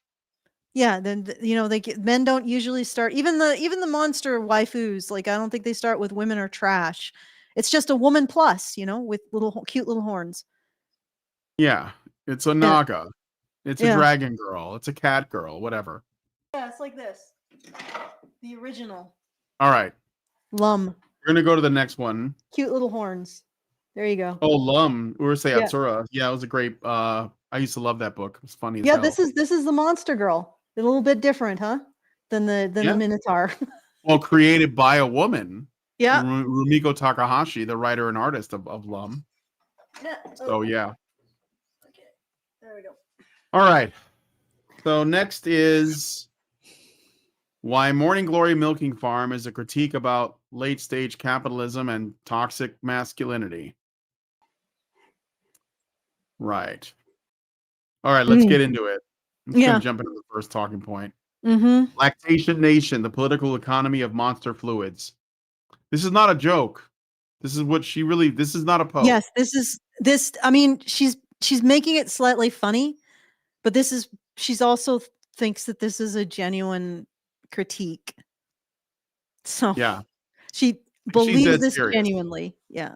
about her final conclusion, but okay. So at first glance, Morning Glory Milking Farm seems like it has a strange, kooky premise. The story is about a financially desperate human woman who takes a job manually stimulating anthropomorphic minotaurs for pharmaceutical semen-grade extraction. But when you view it through a critical, theoretical lens, and preferably a pair of latex gloves, it becomes more apparent that the text is not mere smut, but a sophisticated allegory exploring the intersection of neoliberal economic structures and the disintegration of traditional masculine identity. What? You weren't Just because listening? yeah, no, I was okay, that was a flat what, Brian? Yeah. Neoliberalism and the disintegration of the masculine identity? The hell do you don't even this is I'm pretty sure this is a lesbian. You don't know from what when it comes to the masculine identity, lady. Like, what the hell is that nonsense? How do you know that she's a Honestly, lesbian? I'm pretty sure from a previous different episode of this. Oh, okay, okay. No, I mean, I'm trying to like look for the clues like on her wall, I guess all the paintings and stuff and the tattoos. Maybe. Yeah, I could see it. Yeah, I mean, don't quote me on that. She might not be. But even so, she's a woman opining about masculine identity. Nothing has changed about the masculine identity for the most part, right? Still protecting, still providing, still doing the jobs that nobody else wants to freaking do because they're disgusting, dangerous, and uncomfortable. So Yeah. hasn't really changed. Um, still trying to appeal to women. Many of them still do. So yeah, it's just that women don't find that attractive unless it has, uh, with a 16-inch horse cock attached. Like, that's because you guys are freaks, and you're making it more and more apparent with every freaky choice you make why every lasting religion on the planet has put some serious constraints on you. And in fact, Christianity was one of the most progressive, shall I say? Like previous paganism, yeah, they put even more constraints on women than this. Like, Christianity is almost like, well, we're going to put constraints on you, but we're going to give you respect. Previous forms of Yeah. paganism were like, no, you're not even human. And you guys are starting to make it seem like we should maybe go back to that. Maybe go back to Paganism? well, maybe not. I would No, prefer I not. think that well, I don't know. I will she's saying that this is a product of late stage neoliberal Capitalism? capitalism. I think that this is a product of women's liberation and a fall away from God. And I think that my position is stronger based on the fact that we know that this is a product of absolute, unquestioning, non-judgmental women's sexual liberation. Not even men's, okay? Like men are not making, as far as I know, they're not. This woman here, by the way, over 500,000 subscribers. Read with Cindy. Okay. So not a small channel, at least not to me. I don't know if like I think a big channel starts at like 100,000. And maybe that's Mhm. being a little bit generous, okay? Because a lot of men's rights activists have small channels. And I think a lot of it is to do with the algorithm and like our talking points are unpopular. But like if you're doing feminist content, you can get into the millions very easily. Mhm. So Everybody yeah, likes or at least feminist over content. 100K. Huh? Everybody understands it because Yeah. everybody exists within that lie that men oppress women. Yeah. So I mean, you guys be the judge. Is Morning Glory Milking Farm downstream of women's liberation and falling away from God and secular humanism, or is it a product of late stage capitalism? I don't know. Maybe I'm wrong. Well, no, he's a critique. Maybe I'm She's wrong. saying Okay. it's a critique of late stage capitalism. So Yeah, she's but not saying but it's a product of it. no, but it exists because we're in a late stage capitalist system, according to her, right? So like if we weren't in late stage capitalism, there wouldn't be a need for the book because She's not just Oh, saying that I it's see. a I see comment what you're on saying. something theoretical like Animal Farm. She's saying that it is she's framing it in that it is a commentary on the world we live in today. So it's Mm. a product of it, or or at least it's like a cry for help from a woman living under late stage capitalism to have to take a job milking bull minotaurs, with her bare hands. So, All right. and then Gotcha. loving it too, by the way. What? Gotcha. All right. I Let's keep. think. I mean, I watched No, both I videos. get you. I get what you're saying. So she's saying that this is made necessary by late stage capitalism. This critique of patriarchy, which is what she means by late stage capitalism, and the destruction of masculinity. So patriarchal backlash is what they usually mean by that. Is made that this critique is made necessary by these factors that she's identifying. I get it. I get it. Right. Or it Okay, is let's. it is a product of that. But anyway.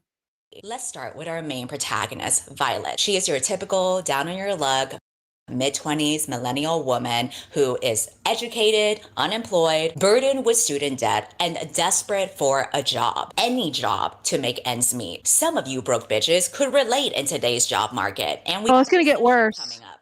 So she's saying, see, like right there, it's my point. She's saying that this character's life reflects our life. So, Yeah, or at and least its that's her claim, right? superficiality too. She Yeah. bemoans her inability to buy Starbucks. Like Yeah. that's it. Like She's she in wants to be well, able the to thing is buy. too is that she's in college debt. And even Shu kind of like said, "Oh, that's just like me." But none of these women have thought maybe college is stupid. Like not like it didn't even come across. Maybe I got ripped off. Maybe this isn't the fault of capitalism or some abstraction that I can't actually pinpoint, like the existence of property. Maybe it's not like my government did this to me or whatever. Maybe it's you didn't do the Due research. And diligence. I would take the blame myself for not doing that. You didn't consider that maybe college is stupid and you didn't have to do it. Maybe you Mm. just bought into the line that everyone is supposed to go and you put yourself in debt and you didn't take your major seriously. So you took like fucking critical film media literacy or whatever, or underwater lesbian basket weaving, or, interpretive dance or whatever. And you came out 6 figures in debt and you're blaming the system. But, and on some level, you have to be like, I can accept it. Like I went to art school twice and I'm like, that was stupid. I shouldn't have done it. And I'm done. It's behind me now in the rear view. That happened. I will tell people from now on, really take it seriously if you're thinking about going to college. Because and I think, honestly, I think that people that go to college are given a shitty education on purpose, given a shitty degree they can't use on purpose, so that when they come out the other side, 6 figures in debt, they haven't gotten the degree that will get them anything. They can't get a decent job. And most of these women are just handed a degree anyway, even if they're not trying that hard, because most of them don't pursue anything that actually requires like a significant amount of training. But one thing they did learn is how to criticize capitalism and the system for it. So they come out in debt and they're mad at capitalism or Yeah, they're mad patriarchy. at an abstraction rather than mad at the Yes. institutions, the predatory institutions that have led them Yeah. along this path. Or And themselves for their bad decisions, and I for would falling actually for it. argue that they can get mad at government too, because it's government regulation that allows colleges to create these debts that you can't like there that the bankruptcy laws around student loans, student debt is different than bankruptcy around loans, bankruptcy laws around anything else. They can't declare bankruptcy. So there is a lot of incentive for these colleges to offer these programs that are useless, get these kids into debt, and knowing that they can't actually go bankrupt on their debt. It's secured, right? Maybe we should allow these students to go bankrupt. That would mean these institutions would really start thinking about the cost benefit analysis of what they're offering, so that they make sure that the person that they're giving these loans to can pay it back. And then we're going to see a very different college landscape. So she's blaming late stage capitalism. I blame predatory loan practices when it comes to education that are enabled by the state.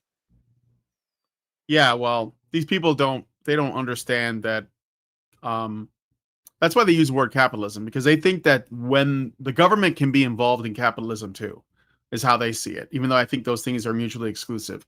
So that, but yes, I agree. I just don't think they would. I think they would say it's all the system. We got to tear it all down. But of course, they're women, so they're not actually going to put any skin in the game.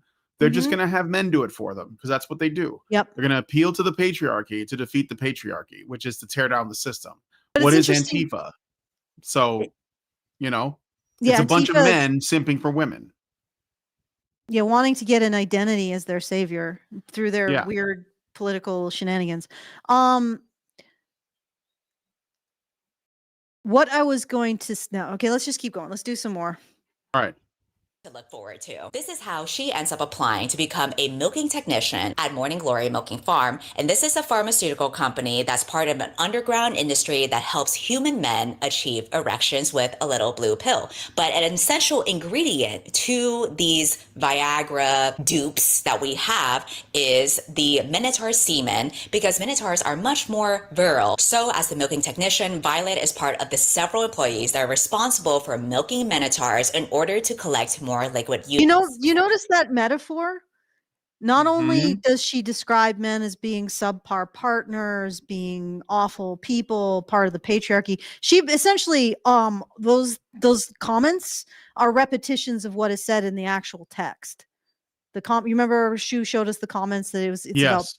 men are patriarchal, Well, the they're oppressive. book, it's what the book, it seems, is saying, that human men are insufficient and they Yes, all need these pills, which are made by these minotaurs. superior And men, the like women these end up superiorly banging the virile. minotaurs, which probably starts a revolution of women banging minotaurs. Because I think there's going to be more books in the series. I shit you not. And they're going to have an uprising and they're going to overthrow and destroy all the human men because the The human men can't get it patriarchy. up.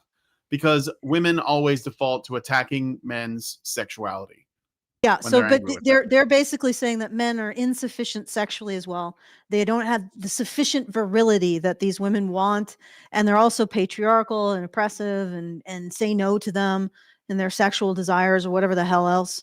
So, I mean, this is just like I wish conservatives would look at this and then ask themselves, how do my son, how do I what tools have I given my son to actually make a dent in any of this crap?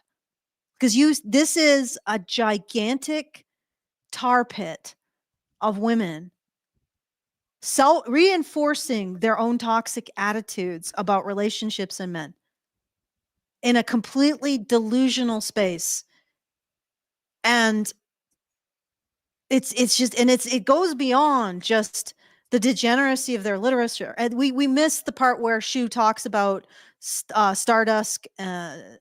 Yeah. I mean, The we I talked just about sort of it skipped before, over it because but we've already talked about it, but there is sexual entitlement that's leading to them to become sexually violent on a scale never seen before, potentially. And there's also their attitudes towards men's right to say no has gotten worse. Like this is almost like a demonic energy that has consumed these women. And the honest to God truth is that I'm not going to even talk to like the parents of progressive parents because you're too far gone. I don't know. I hope your son becomes a femboy or a trans woman because that's just about the only way he's going to survive his life. But I'm talking to conservatives. If you are counseling, if you're blaming your son for not being able to find a wife, you are putting him in the jaws of danger with these people, with these women, because this needs to be avoided as much as possible at this point. It's the only thing I can counsel is that women like this need to be avoided. Luckily, they don't seem to want anything to do with human males except to rape them. Anyway, I'm just mhm. saying, like, it's wrong to blame boys and men for not being able to somehow lead women out of this tar pit. It's just wrong. And women have got to choose to get out of it of their own accord. And that's something they're going to have to decide. This is the Rubicon for women. They're going to have to decide whether or not they want to continue to live in hell I mean, do you remember that What Dreams May Come? It was a movie with Robin Williams who goes to the afterlife, and he has a vision of hell, and it's just these people like that just welded into this gigantic plane, and they can barely move, and they're just wittering to themselves nonsense, justifying where they are and what they're doing. Like they're just locked in this solipsistic loop, and it's just a plane of people stuck in the ground, going nowhere. That's their life. That's these women's lives, right? Mm-hmm. And men cannot get them out of it. You get involved with a woman like that, she's just going to drag you into it. Women have to make the choice to get out of it themselves. They have to make the choice to dig themselves out of the concrete that they're the dirt and filth and concrete that they've embedded themselves in, and the tar. Men cannot save them. That's probably the message that most destroys the reach of our channel. If I was here telling men, yeah, keep trying. I'll give you a 10-point a 10-point map to save women from the tar pit, we probably would have more reach. But I don't see how men can save them at this point. There's too many voices whispering in their ear, like whispering poison in their ear. They've reinforced their own imprisonment too much. They don't even have a language for freedom anymore, these women. Okay. All right. That's Keep depressing going. thought. This whole setup shows that Violet is doing what many have done before her. She is selling bodily labor in exchange for fleeting stability. This goes to show how financial desperation often overrides social taboos or personal discomfort. Yeah, you might think that this whole setup is weird, but I know some of you American bitches would do the same thing for dental coverage. This actually parallels a lot of the real world gig economy out there, whether that's rideshare drivers or OnlyFans creators. Violet's work is both So you will and undervalued. You will jack off minotaurs for a dental plan, but you won't engage in a respectful monogamous relationship with a man who loves you so that you can create a family together. Yeah. You are so like these women are so much in hell. Like I said, they don't even have a language for freedom anymore. Well, they don't know what it is. No. They really just want security. Yeah. Yeah. She becomes hired not because of her humanity, but It's also funny that she's doing all this and she's like looks pretty freaking comfortable. Mhm. Like on a big ass couch, under some blankets. It's warm. She's got electricity, running water, heat, air conditioning, most likely. She's got paintings on her wall. She's got a laptop. I don't have a laptop. I'm a man. Where's my standard issue patriarchal laptop at? Where is it? I mean, it's just crazy that you can have it. This is the thing. Like the bubble these people live in, it is so secure. They have no idea how good they have it. So they just criticize their conditions all the time. And that's why they can't be happy. That's how you know they're actually in hell, because they're miserable, but they have like a life that even people who are alive to get today in the same country as them, they would be extremely grateful for. I don't have to go to like a third world country or something, or some like, place that's like in a constant war, like in South America or Africa or something. I can just say, like, if she's in New York or if she's in Los Angeles, there are people in Los Angeles that would like kill to live like her, and she's still complaining. And she would probably tell them that they should be complaining too while she's living like this. Anyway. Yeah. Because of her dexterity. Her entry into the specialized extractive services of milking those milkers mirrors the experience of gig workers who are commodifying their time and bodies to survive late-stage capitalism. What the fuck? commodifying their times and so you exchange your labor for money. What else do you want to exchange it for? You could exchange it for affection and a filial relationship by being a stay-at-home mom, or just taking part in the enterprise of family. What else do you want to exchange it for? Not being killed, not being put in a gulag, like being able to eat? Like, honestly, what utopia do you think that late stage capitalism is preventing you from being part of? Do you think it's preventing you from being part of a communist utopia? Have you ever been in one? I have. I actually visited Soviet Russia. It was horrifying.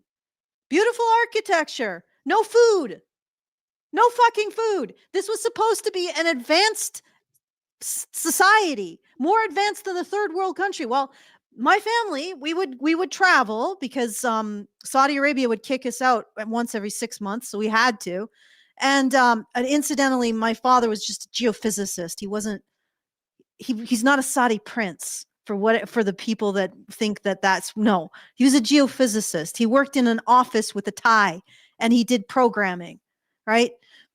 So we would travel the world. And one time, I guess, I don't know why my parents thought that going to the Soviet Union would be interesting. I don't know. I don't think they were commies. So we went with a bunch of British commies to the Soviet Union. Okay? There was no freaking food. They gave us soup, but the soup was like the water that they washed the potatoes off in. Right? And they called that soup. And I lived on Kinder Surprise eggs from like gift stores where they'd actually sell stuff, right? I remember there was a piece of pork that I ate, and I remember it distinctly because it was so horrifyingly awful. It is the worst piece of meat I have ever eaten in my life. And I have traveled in the third world. And I remember getting that piece of meat, and it tasted like bile. It tasted like sweet and sour bile. And a 10-year-old me ran around the fucking foyer of the fucking Soviet Russia lobby trying to spit out this piece of meat. Like, I think I lost 10 pounds. And I wasn't particularly heavy as a child, right? Okay, my mother lost weight. She was pregnant. Everybody left. And we thanked God going back to Britain for British food. That was what it was like in Soviet Russia. It was horrifyingly awful. And everybody was miserable. They couldn't eat.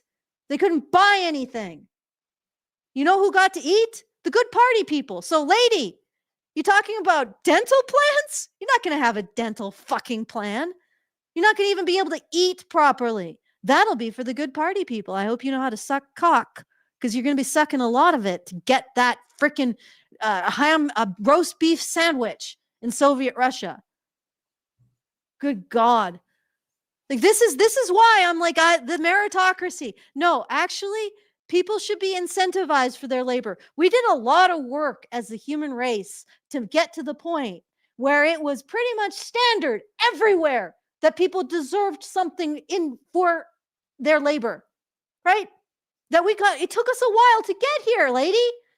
It took us a while to get to the point where everybody can expect to get something for their labor, to get something that they can go and then exchange for food and pillows and teal lamps and lovely pictures and books like Milking Farm. It took us a while to get to this point, and women like this say, well, what if we could have some other medium of exchange? Well, you're a woman. Use your freaking kuya as your medium of exchange. God already gave you one. For the rest of us, I like money in exchange for my labor. I think most people do. And if they really think about it, they realize that other systems, not as good. Soviet Russia, why was anybody doing any work? Well, first of all, they weren't doing much because nobody had anything. Well, why were they doing it? Because otherwise, you end up in the freaking gulag or shot or starving. That's it. That was their incentive structure. You want to replace actually getting material wealth with that. Are you fucking mental? And I don't know what is wrong with women. I swear to God, this is like some kind of thing. This is a flaw in their psychology. Oh, all the billionaires. Okay, so what you're telling me is that our system of incentive structure produces people who are fantastically wealthy. It doesn't produce starvation, the Holodomor. It doesn't produce people who are constantly scrabbling and miserable. It doesn't produce gulags as a necessity to make people work. It produces millionaires. They just get the jackpot. So what? Stow your envy. Stow your envy as you sit on your comfortable couch, no doubt having eaten some lovely avocado toast and sipped your Starbucks latte, reading your book that would be banned in Soviet Russia. You think they're going to have books like this? Are you fucking mental? You'd probably be dragged out by your hair and put in a gulag for this book. The funny thing is that they were not fond of shit like this. Right? And if you had said, oh, this is a critique of late stage communism, 2 gulags for you. 2 gulags. Okay. All right. Oh, I did want to say one last thing. The Yeah. food, third world countries, consistently better than Soviet Russia. Right? You just go into like a mom and pop, delicious food. How is it that supposedly this advanced country that we're all supposed to aspire to now because you guys are fucking idiots, how come they couldn't manage to make good food? And yet you go to a third world country and at the very least, these people who are in poverty, they could eat well or reasonably well. Better than the middle class in Soviet Russia. Okay, let's keep going. All right. Heroine in the classical sense, but a symbolic representation of the proletariat, who is alienated from both her labor and her self-conception. Just like Marx's factory worker, she is selling her body's This is time some and function. serious That is the central commie conceit gobbledygook. of Morning Glory Milking Farm. It is the industrialized Okay, you know what that collection means? of I sexual understand labor it. for I understand corporate it. I understand the commie gobbledygook. She's alienated from her labor and her self-perception. What does that mean? That means that she uses her actions to afford a living for her instead of her vulnerabilities, right? She should just have shit handed to her. She should be able to identify with her vulnerabilities as tickets to get shit rather than her actions in terms of labor to earn what she gets. It's the fundamental contradiction here. This woman does not want to have to earn things through her actions. That feels foreign to her. Instead, she should be granted things by virtue of her existence and her subjugation by the culture. Like you see the violence inherent in the system, Brian? Mm-hmm. Women are subjugated by patriarchy, and instead of having that subjugation be a ticket to get stuff, which it is, but not enough, they have to work. They have to labor and earn it. Yep. Equality never was equality for women. I'm going to jump ahead to the next chapter. Not past this. This one is Gig to Glenn. This one is, I think, the thing about toxic masculinity. as you're staring at his juicy balls. Yeah, critique of capitalism, everyone. Erotic efficiency. The cow is the new cog. There's a very deliberate choice when choosing to center the romance in this world around minotaurs. It's not because we're appealing to the monster fuckers out there. It's much deeper than that, because the minotaurs represent more than erotic fantasy. We often know them as hulking, stoic, performatively virile, and it's really interesting how they are essentially caricatures of the late capitalist male. You can see how their exaggerated masculinity with their horns, their bulk, their libido, even the excess gush of their semen just pouring out on the floors everywhere that makes the technicians have to clean up everything. All of that shows that it's not liberating, but confining. Did you guys know that that's what minotaurs always were? Remember when I said the original myth, women ruined minotaurs Can I just say this? Because when I was a kid, I loved Greek mythology. I thought it was really cool. I liked watching those old. I actually watched Jason and the Argonauts, the old Ray Harryhausen. When I talked about a little bit on the show, he fights a Hydra, and they fight harpies, and there's a fight with Talos, the golem, and there's other movies with other Ray Harryhausen movies with all these like mythical beasts in them. And I didn't think of them as sexual creatures at all. Like it didn't enter my mind. Even when I was like getting like a teenager, I thought of them as monsters, completely separate from the erotic. But for some reason, I don't know if it's modern women or just women, but they bring the sexuality into these things. And then they act like it was always there. Because she's like, oh, this is just what Minotaurs are. And I'm like, no, they have two-handed axes and they chase you around labyrinths to kill you and eat you. That's it. I don't even, as far as I know, like at the time, I didn't even think that they even had genitals, even though they were man bulls, but they were monsters. You didn't think of it. And she's actually normalizing it. Like, oh yeah, all of the semen. I'm like, really? That's not in my monster manual. I didn't read that, but she did. Like, this is crazy. I mean, Yep. It's not really. I mean, women just sexualize everything. Like they do. Well, they're way worse than men about that. Yeah, well, I mean, I think it's men also they statistically. compartmentalize it. Okay, like they look at sexual things in a sexual context. So like when it makes sense, they do it. But I don't think they're thinking about it like when they're playing Halo, or I don't know when like I don't know. I think women just are more like Yeah, that. well, I mean, it's just something we don't want to admit, but I think it's true. the thing is that it is actually scientific that women respond more sexually to more different types of stimuli. But that has actually been shown.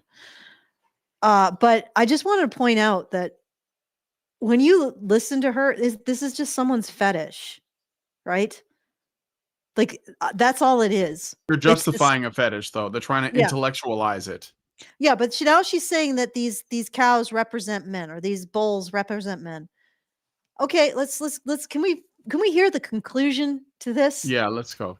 Conversation that the main character has with her love interest when she's asking if other minotaurs know about this whole setup of other minotaurs coming to the milking farm, literally and figuratively coming. She says, I don't know why I thought this place was unique. So do all minotaurs know about this? He says, oh, they know all right. Most bulls do it. And if they haven't yet, believe me, they're thinking about it. There's no reason not to. Humans have commodified us, and the financial compensation for a natural bodily function is a no-brainer, especially once there's a mortgage to think about. Family men, forget about it. How else would they be able to take the kids to Blinksy Land? May as well get paid for what's going down the shower drain every day. He even says that they measure their balls. His balls hung fat and full, impressive regardless of the species, and if there was some sort of test they were required to pass, Violet had no doubt that his would have outshone any they were judged against. The bigger the testicles, the higher the rate of production, so they This want is to know that we're going to help them hit their okay, the thinly disguised fetish.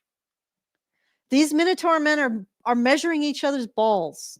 And this is a representation of Well, they men. get their balls measured in the factory Oh, by the technicians. So they're not measuring each other. They're going in and they're being, it's literally like when you see in movies where they're like buying slaves, like male slaves, and they're looking at all of them to see what they want them for. It's that. It's like yeah. buying like sex slaves in a way. They're literally chattel, guys. Okay, so what is her conclusion? Like this is the commodification of male sexuality. I don't know. I want to let's let her continue. Does she come to Notice how Traditionally, the symbol of male virility and rage has now been de-skilled. He is no longer a mythic beast, but an overworked client. His horns have become corporate branding. His libido is now tracked via performance analytics. Each milking session is a parody of both intimacy and productivity. These minotaurs are paid not to feel, but to release. So the tragic figures of the hyper-masculine ideal, quite literally horned, hulking, and emotionally constipated, have now been reduced to walking and sitting symbols of toxic masculinity. They're pressured to perform, to dominate, and above all, to produce. But Their also, enormous needs are they are more desirable than human men. They are the ultimate toxic, by her own admission, more desirable than human men, and the ultimate symbol of toxic masculinity, which is being exploited by the capitalist system for your bodily fluids. Okay, I think this is the most relevant to our interests here. This is the segment. section, right? This is the section. No, the rest of it's like, who cares? Yeah. are no longer a source of pride, but of dysfunction. They are not I think there's a reason why she's like covered up to her waist with her blankets. Just saying. This is a little bit self-indulgent. lovers, but actually livestock in a system that sees their bodies as resources and their intimacy and vulnerability as a kink to be monetized. What normally would be a simple intimate activity that a lone minotaur could do in the privacy of his own home, clogging the shower drain with his big fat semen, has now become a ritual of clinical ejaculation, which is symbolic of how the masculine archetype has now been reduced to function. But what makes the love interest— Wait a second. What the fuck are you talking about? What do you think the masculine archetype was before? It's a function. Like that's the nature of masculinity, is they become their function. This is different because this biological function is actually considered valuable, which is actually really interesting to the deeper psychology of all of this. These men, they're these minotaurs, their biology itself has worth. Yeah. Right? The big difference between them and men is, yes, they are bigger, but they're pretty much exactly the way that these women would define men, except they're bigger. And I mean, that's a big thing, like they're taller, they're stronger, they're more virile, they're more man. They're man, but more man.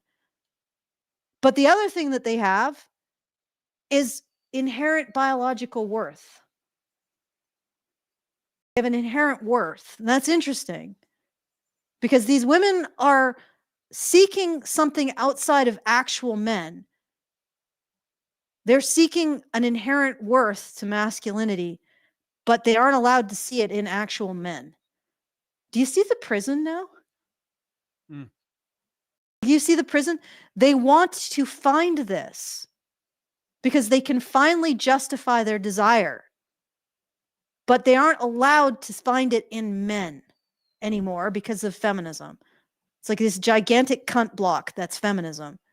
And they can't find it. So they have to find it in this Minotaur morning glory milking farm, the inherent worth of men. A worth that can't be taken away. A worth that they can feel like they have earned as a woman. It's like fear of missing out is what drives them.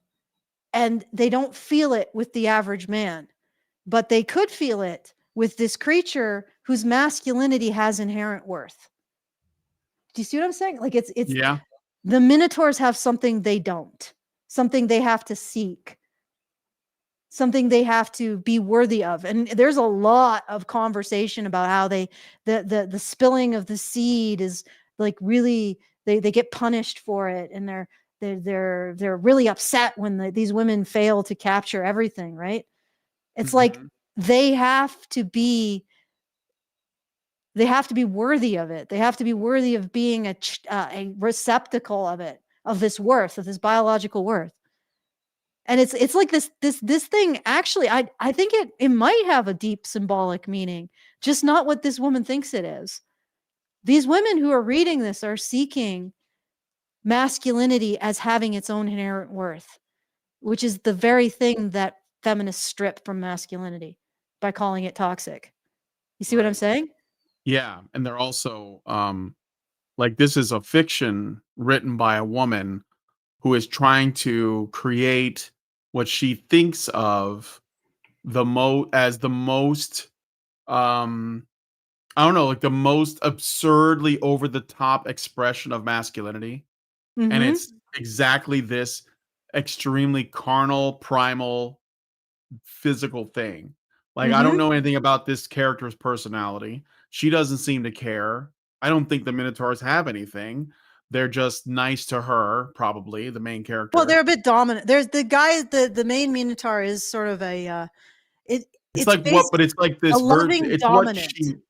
she basically he's an expression of what she wants in a man. Yes. But it's like Yeah. a very like cartoonishly over the top expression of that, right? But So, what I'm this what thing I'm that saying, they've made isn't even real because most men are not that. no. Um, and But if they're go ahead. what I'm just because I'm trying to explain what I was getting at.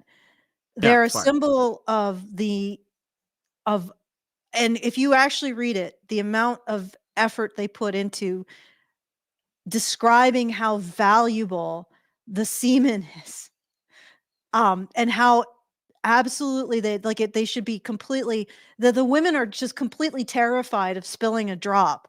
Like every sperm is sacred kind of thing. And they're completely terrified of losing this value, this tremendous, profound value. And there's a lot of emphasis in it on the text. So I'm saying that the Minotaurs are a symbol of men being valued, men Mhm. having something, a recognition of having something value inherent. And that's what these women are seeking. And I say that because of how everything is structured, how the stakes are structured. Like dropping a milliliter of this semen is like dropping nuclear fuel rods in any other story, Brian. Mhm. This is so valuable, and they are so much supposed to feel afraid of wasting this valuable commodity. And it's just an inherent part of being a man or being male in this story. Now, I'm saying that that is what they're idolizing. That is the Yeah. central Well, thing. literally idolizing. It's Yeah, very it's much like it's right in the title. it's a They're yeah. idolizing it. They are in worship to this masculine emergence. And I think Mhm. that's what they're missing. It's like, you could get that from any dude. You couldn't get that from your looks match, lady. Just be nice to your looks match. You'll get as much as you want whenever you want it. Unless, Yep. he has a physical handicap or difficulty, but Just be a minotaur, bro. Just be a minotaur, or bro. She'll like you. alternatively, She'll go out with you. women could just realize that men have this value inherently and just seek it in their looks match, in their species-based looks match. Yeah, and also that men are more than that. Like a Yes. lot more than that. Well, yes, This of is course all men are. very earthly and physical and limited. Like there's, if all of it has to do with what she wants, not what he wants. Like you But said that, oh, he's kind of dominant, etc. But that's what she yeah, wants. it is what she It's wants. a But yeah. if you read it, it's like the value that, and yes, it is very earthy and physical. But let's just start there. Let's just see a crack of light in the tar pit. It's very Mhm. earthy and physical, but it's something out of her hands. It's something she has to give him. It's a value that he has to give to her, and he doesn't have to.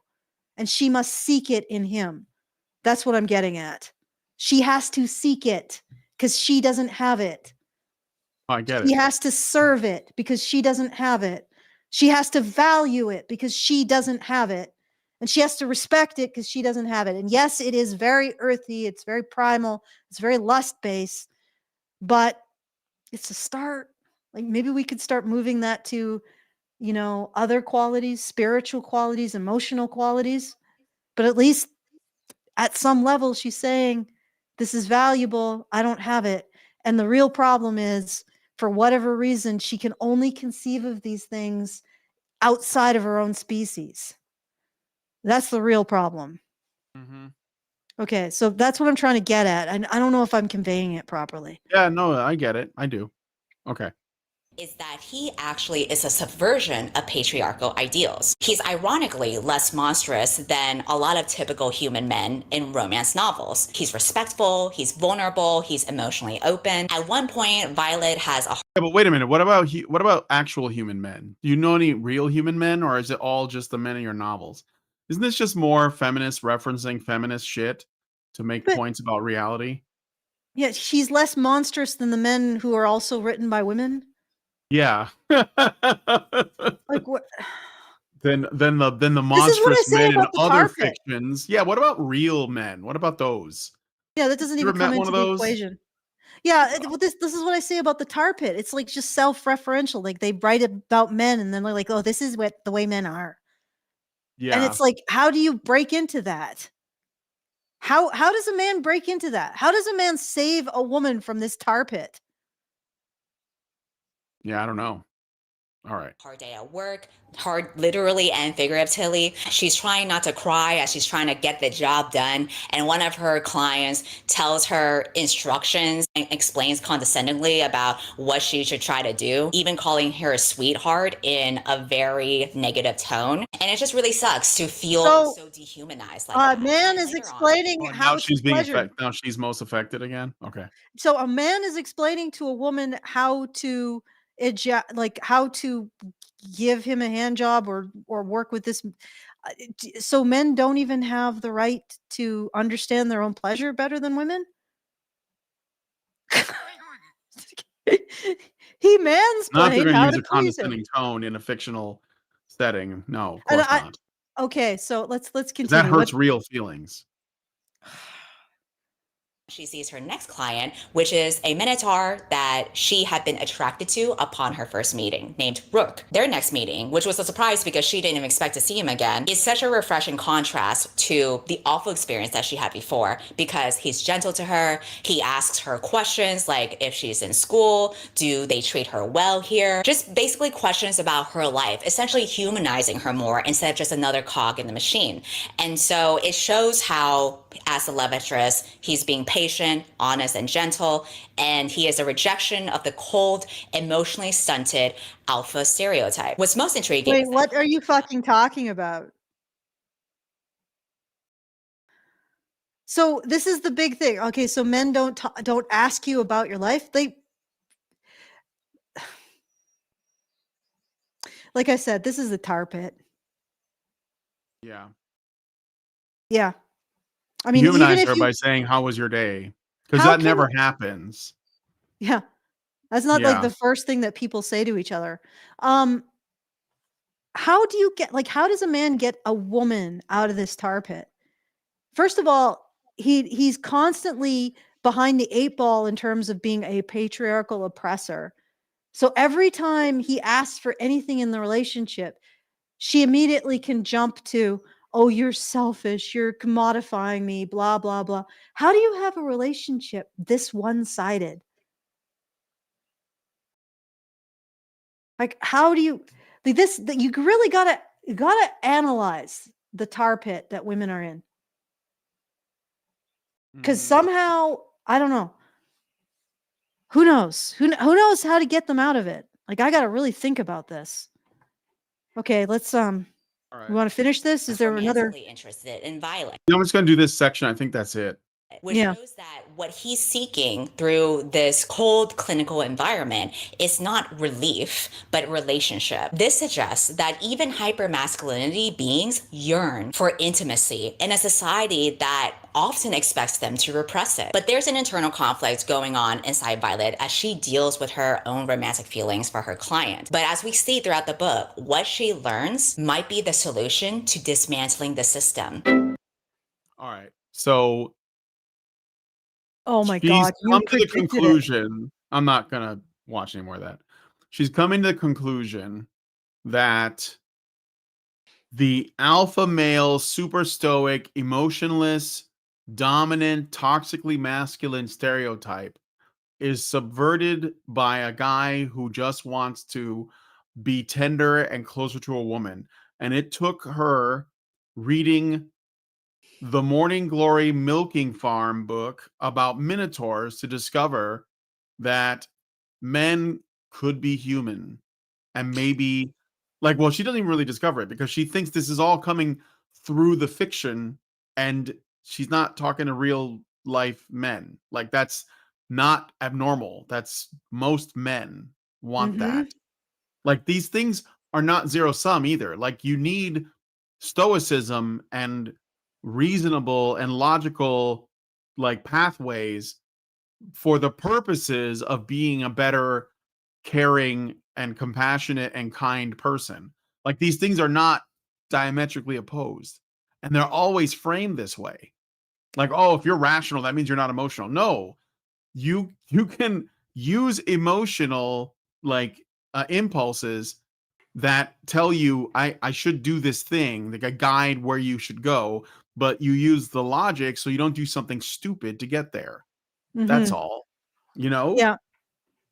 But Yeah. anyway, Well, there was it's something I wanted to add to this. Like, mm, she talks about these characters not being stoic or not being alpha, but the only metric, the one who just didn't care about her, just was concerned about her performance because it's her job.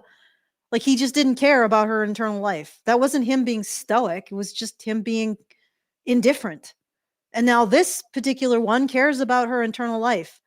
That has nothing to do with stoicism. And it has nothing to do with toxic masculinity. Like one just wanted to get the job done, just wanted her to do the job. That's it. The other had an interest in her as a person. That doesn't mean that the second one wasn't also stoic, right? Like just a man having an interest in your feelings doesn't make him any less stoic than a man who doesn't have an interest in your feelings, ladies. Because stoic is about his feelings. You see what I'm saying, Brian? yeah, no, for sure. Like, all right, I'm actually really curious now about tender as the flesh, erotic mutuality as class revolt. I think she's Okay. just basically saying what you predicted she was going to say. Should I just play a little bit of this then? Yeah, sure, just a little bit. Let's see if she gets to an actual point. The first time she meets Rook, the love interest, she is instantly attracted, especially being in such close proximity and intimacy. For example, in the scene of their first meeting, she says, "Please just let me know if I'm using too much pressure." She called out hesitantly, having her Kirime say similar things to clients brand new to the farm. Or not enough pressure, just let me know.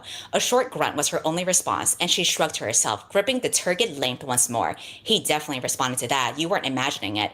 There was nothing on his chart, she read from where it was propped on the table before her. No preferences, no technician notes, nothing more than his initials in age and weight, followed by the 8-digit identification number and barcode, matching that of the adhesive label that she would affix to his bottle. No noted preference, but as she slipped her finger beneath the loose pucker of skin once more, the Minotaur grunted again, his breath hitching when she circled around the flared underside. There's an interesting juggle of these two different feelings going.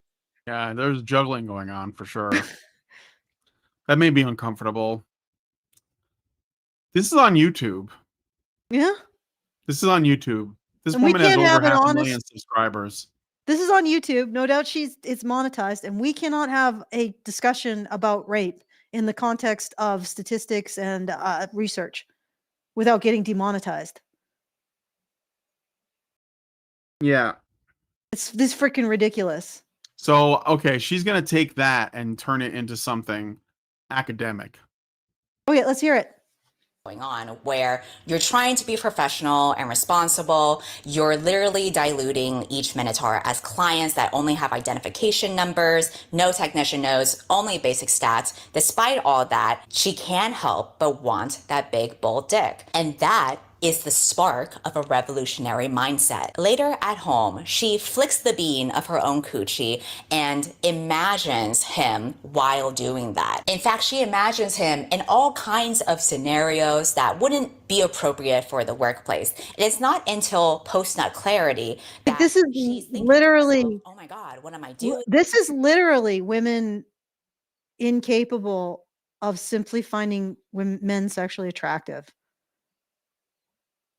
This is complete and utter sexual constipation right here.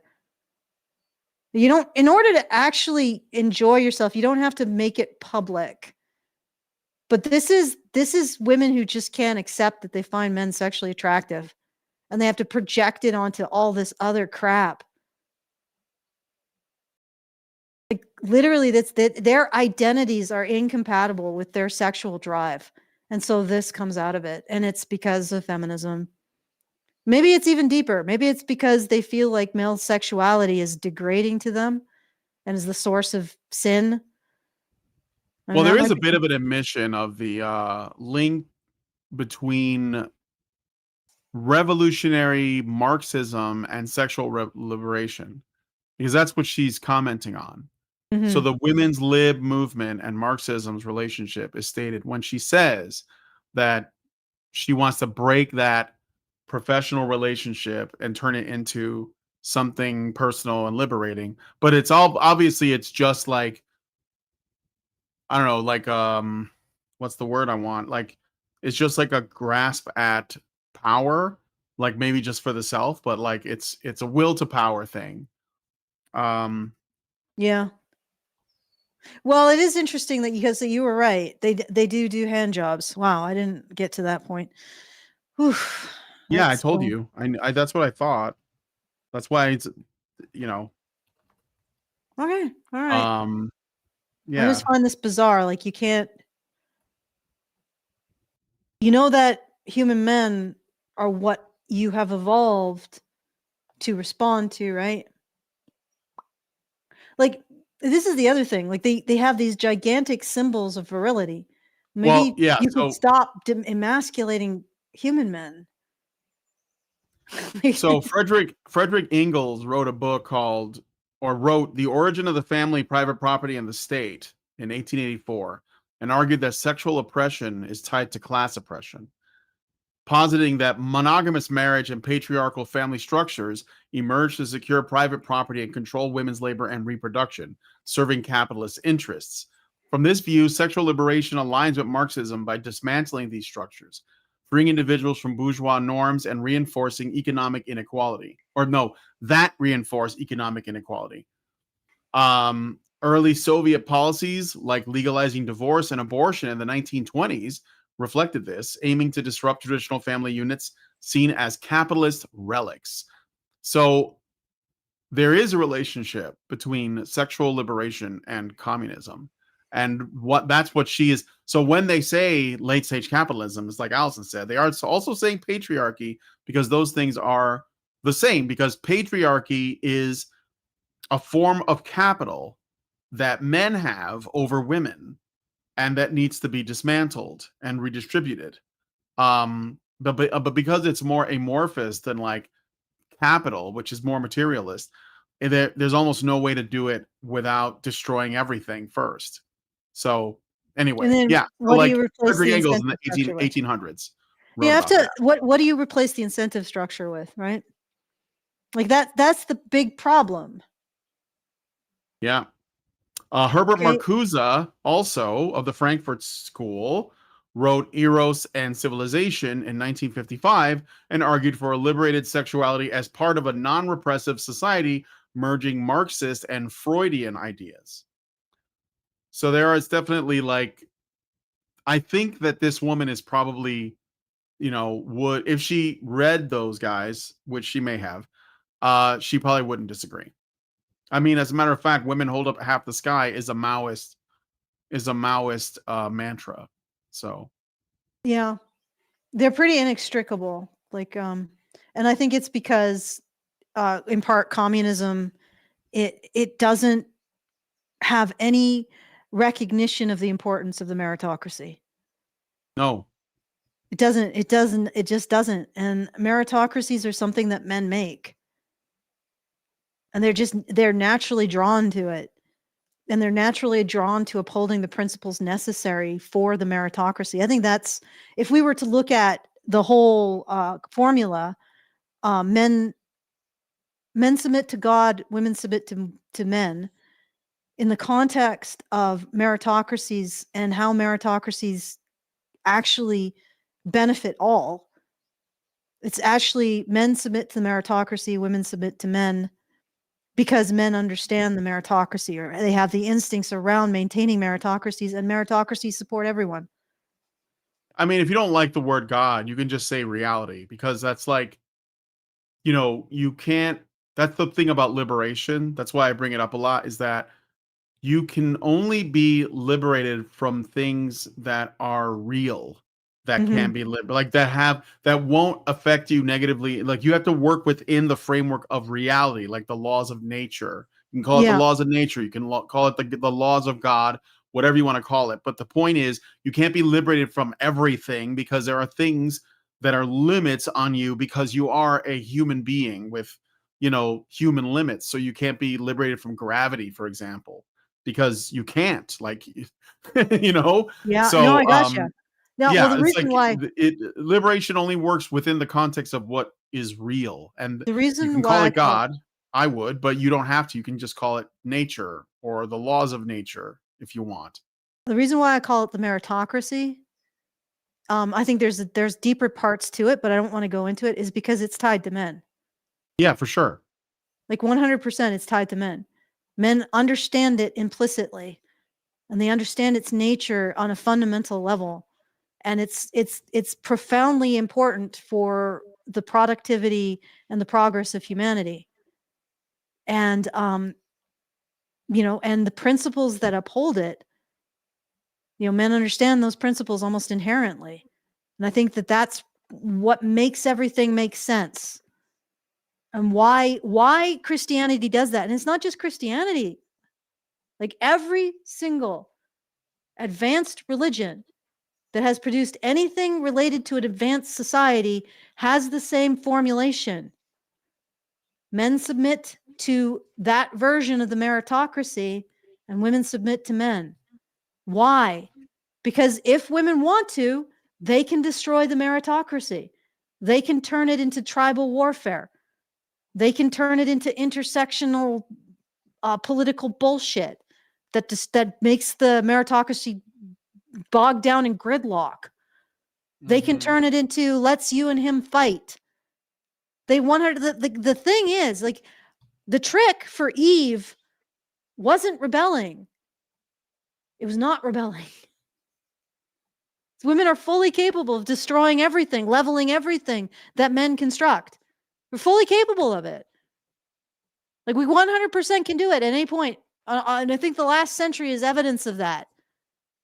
The trick is not to do it. The trick is to understand why. You let men get on with it. You understand why. And I think we've seen examples of this now. Women take over publishing, it becomes porn. Women take over animation, it becomes crap. It becomes weird sexual grooming of children, right? Women take over media, Hollywood. It becomes awful. Like, women's interests take over everything, and it just turns to crap. It's because women don't understand the meritocracy. Women can understand it. Like, they can demonstrate that they understand it. But a woman who understands it, when women are seen as agentive, they lose the women are wonderful effect. Women who understand meritocracies don't want the women are wonderful effect, because they understand meritocracies. They understand, and they want to earn things through merit, not just be handed things because they're women, right? That's the difference. And feminism doesn't just destroy men, it destroys women who understand meritocracies and don't want to be handed respect for being a woman. Okay, this is really rarefied and abstract, so I will leave it at that. Okay. finish this? I mean, it's pretty late. No, I think it's almost 8 I o'clock. think you guys get this. I think you get it. Yeah. All right. So, Yeah. I mean, communism. It'll yeah, certainly work this time. it certainly Um, worked this time. Obviously, we got to get rid let's of the just kill meritocracy. another 10 million people. It's fine. We'll get it. We'll We'll get get it. it. We got to get rid of the meritocracy, guys. We don't need to worry about what replaces it. Don't worry. Don't trouble your male brains about what's going to replace the meritocracy. Yeah. Don't trouble yourself with examples throughout history that whenever you get rid of the meritocracy, you have to go kill people or be killed as men. Let's just forget that. That's not going to happen this time. Women got this. Even though they don't want to got this, they don't want to take any responsibility for it at all. Just hand them all authority, but don't expect them to take any responsibility for it. All right. So, as I said, I'm going to do a bit of appealing to you guys because I got nobody else to appeal to. Let's face it, you are just stubborn, ornery, and contradictory enough to actually stick around and listen to what we have to say. So, unfortunately, that puts you in the unenviable position of being the only ones that can be relied upon to actually make sure that we can continue to say it. So please go to feedthebadger.com/support, or sorry, feedthebadger.com/subscribe, and start up a subscription to help us out monthly. Every bit helps. $5, $10, really appreciated. We have to appeal to you because you're the only ones to, again, appeal to, and we need to have this support so we can continue to do this work. Feedthebadger.com/subscribe. It's the only thing I'm going to show on this channel is caring about these issues enough to invest in them. And again, like if you spend time here, please consider investing further in these issues. Okay. It's a little shill. I could go longer. Do you guys want me to go longer? I could Nope. try. Nope. I'd like Okay. to get on with my life. Yeah. Support Brian getting on with his life. Okay. Feedthebadger.com/subscribe. And if you want to join our community, badgernation.online is where you do it. And there's some perks for joining the community. Get to talk to us. If you get a subscription, you get some extra content, and yeah, it's great. Start building a community outside of the insane asylum, outside of this nonsense narrative that is going to drag our entire species into extinction. Okay, I'll hand it back to you, Brian. All right. Well, if you guys like this video, please hit like, subscribe if you're not already subscribed, hit the bell for notifications, leave us a comment, let us know what you guys think about what we discussed on the show today. You'll find links to both the Shoe on Head video as well as the Read with Cindy video in the description of this one. And what I already said, and please share this video because sharing is caring. Thank you guys so much for coming on today's episode of Red Chill Cinema, and we'll talk to you guys in the next one. Men's rights activists are machines, dude. Okay? They are literal machines. They are talking point machines. They are impossible to fucking deal with, especially if you have like a couple dudes who have good memory on top of that too. Holy shit, you're fucked.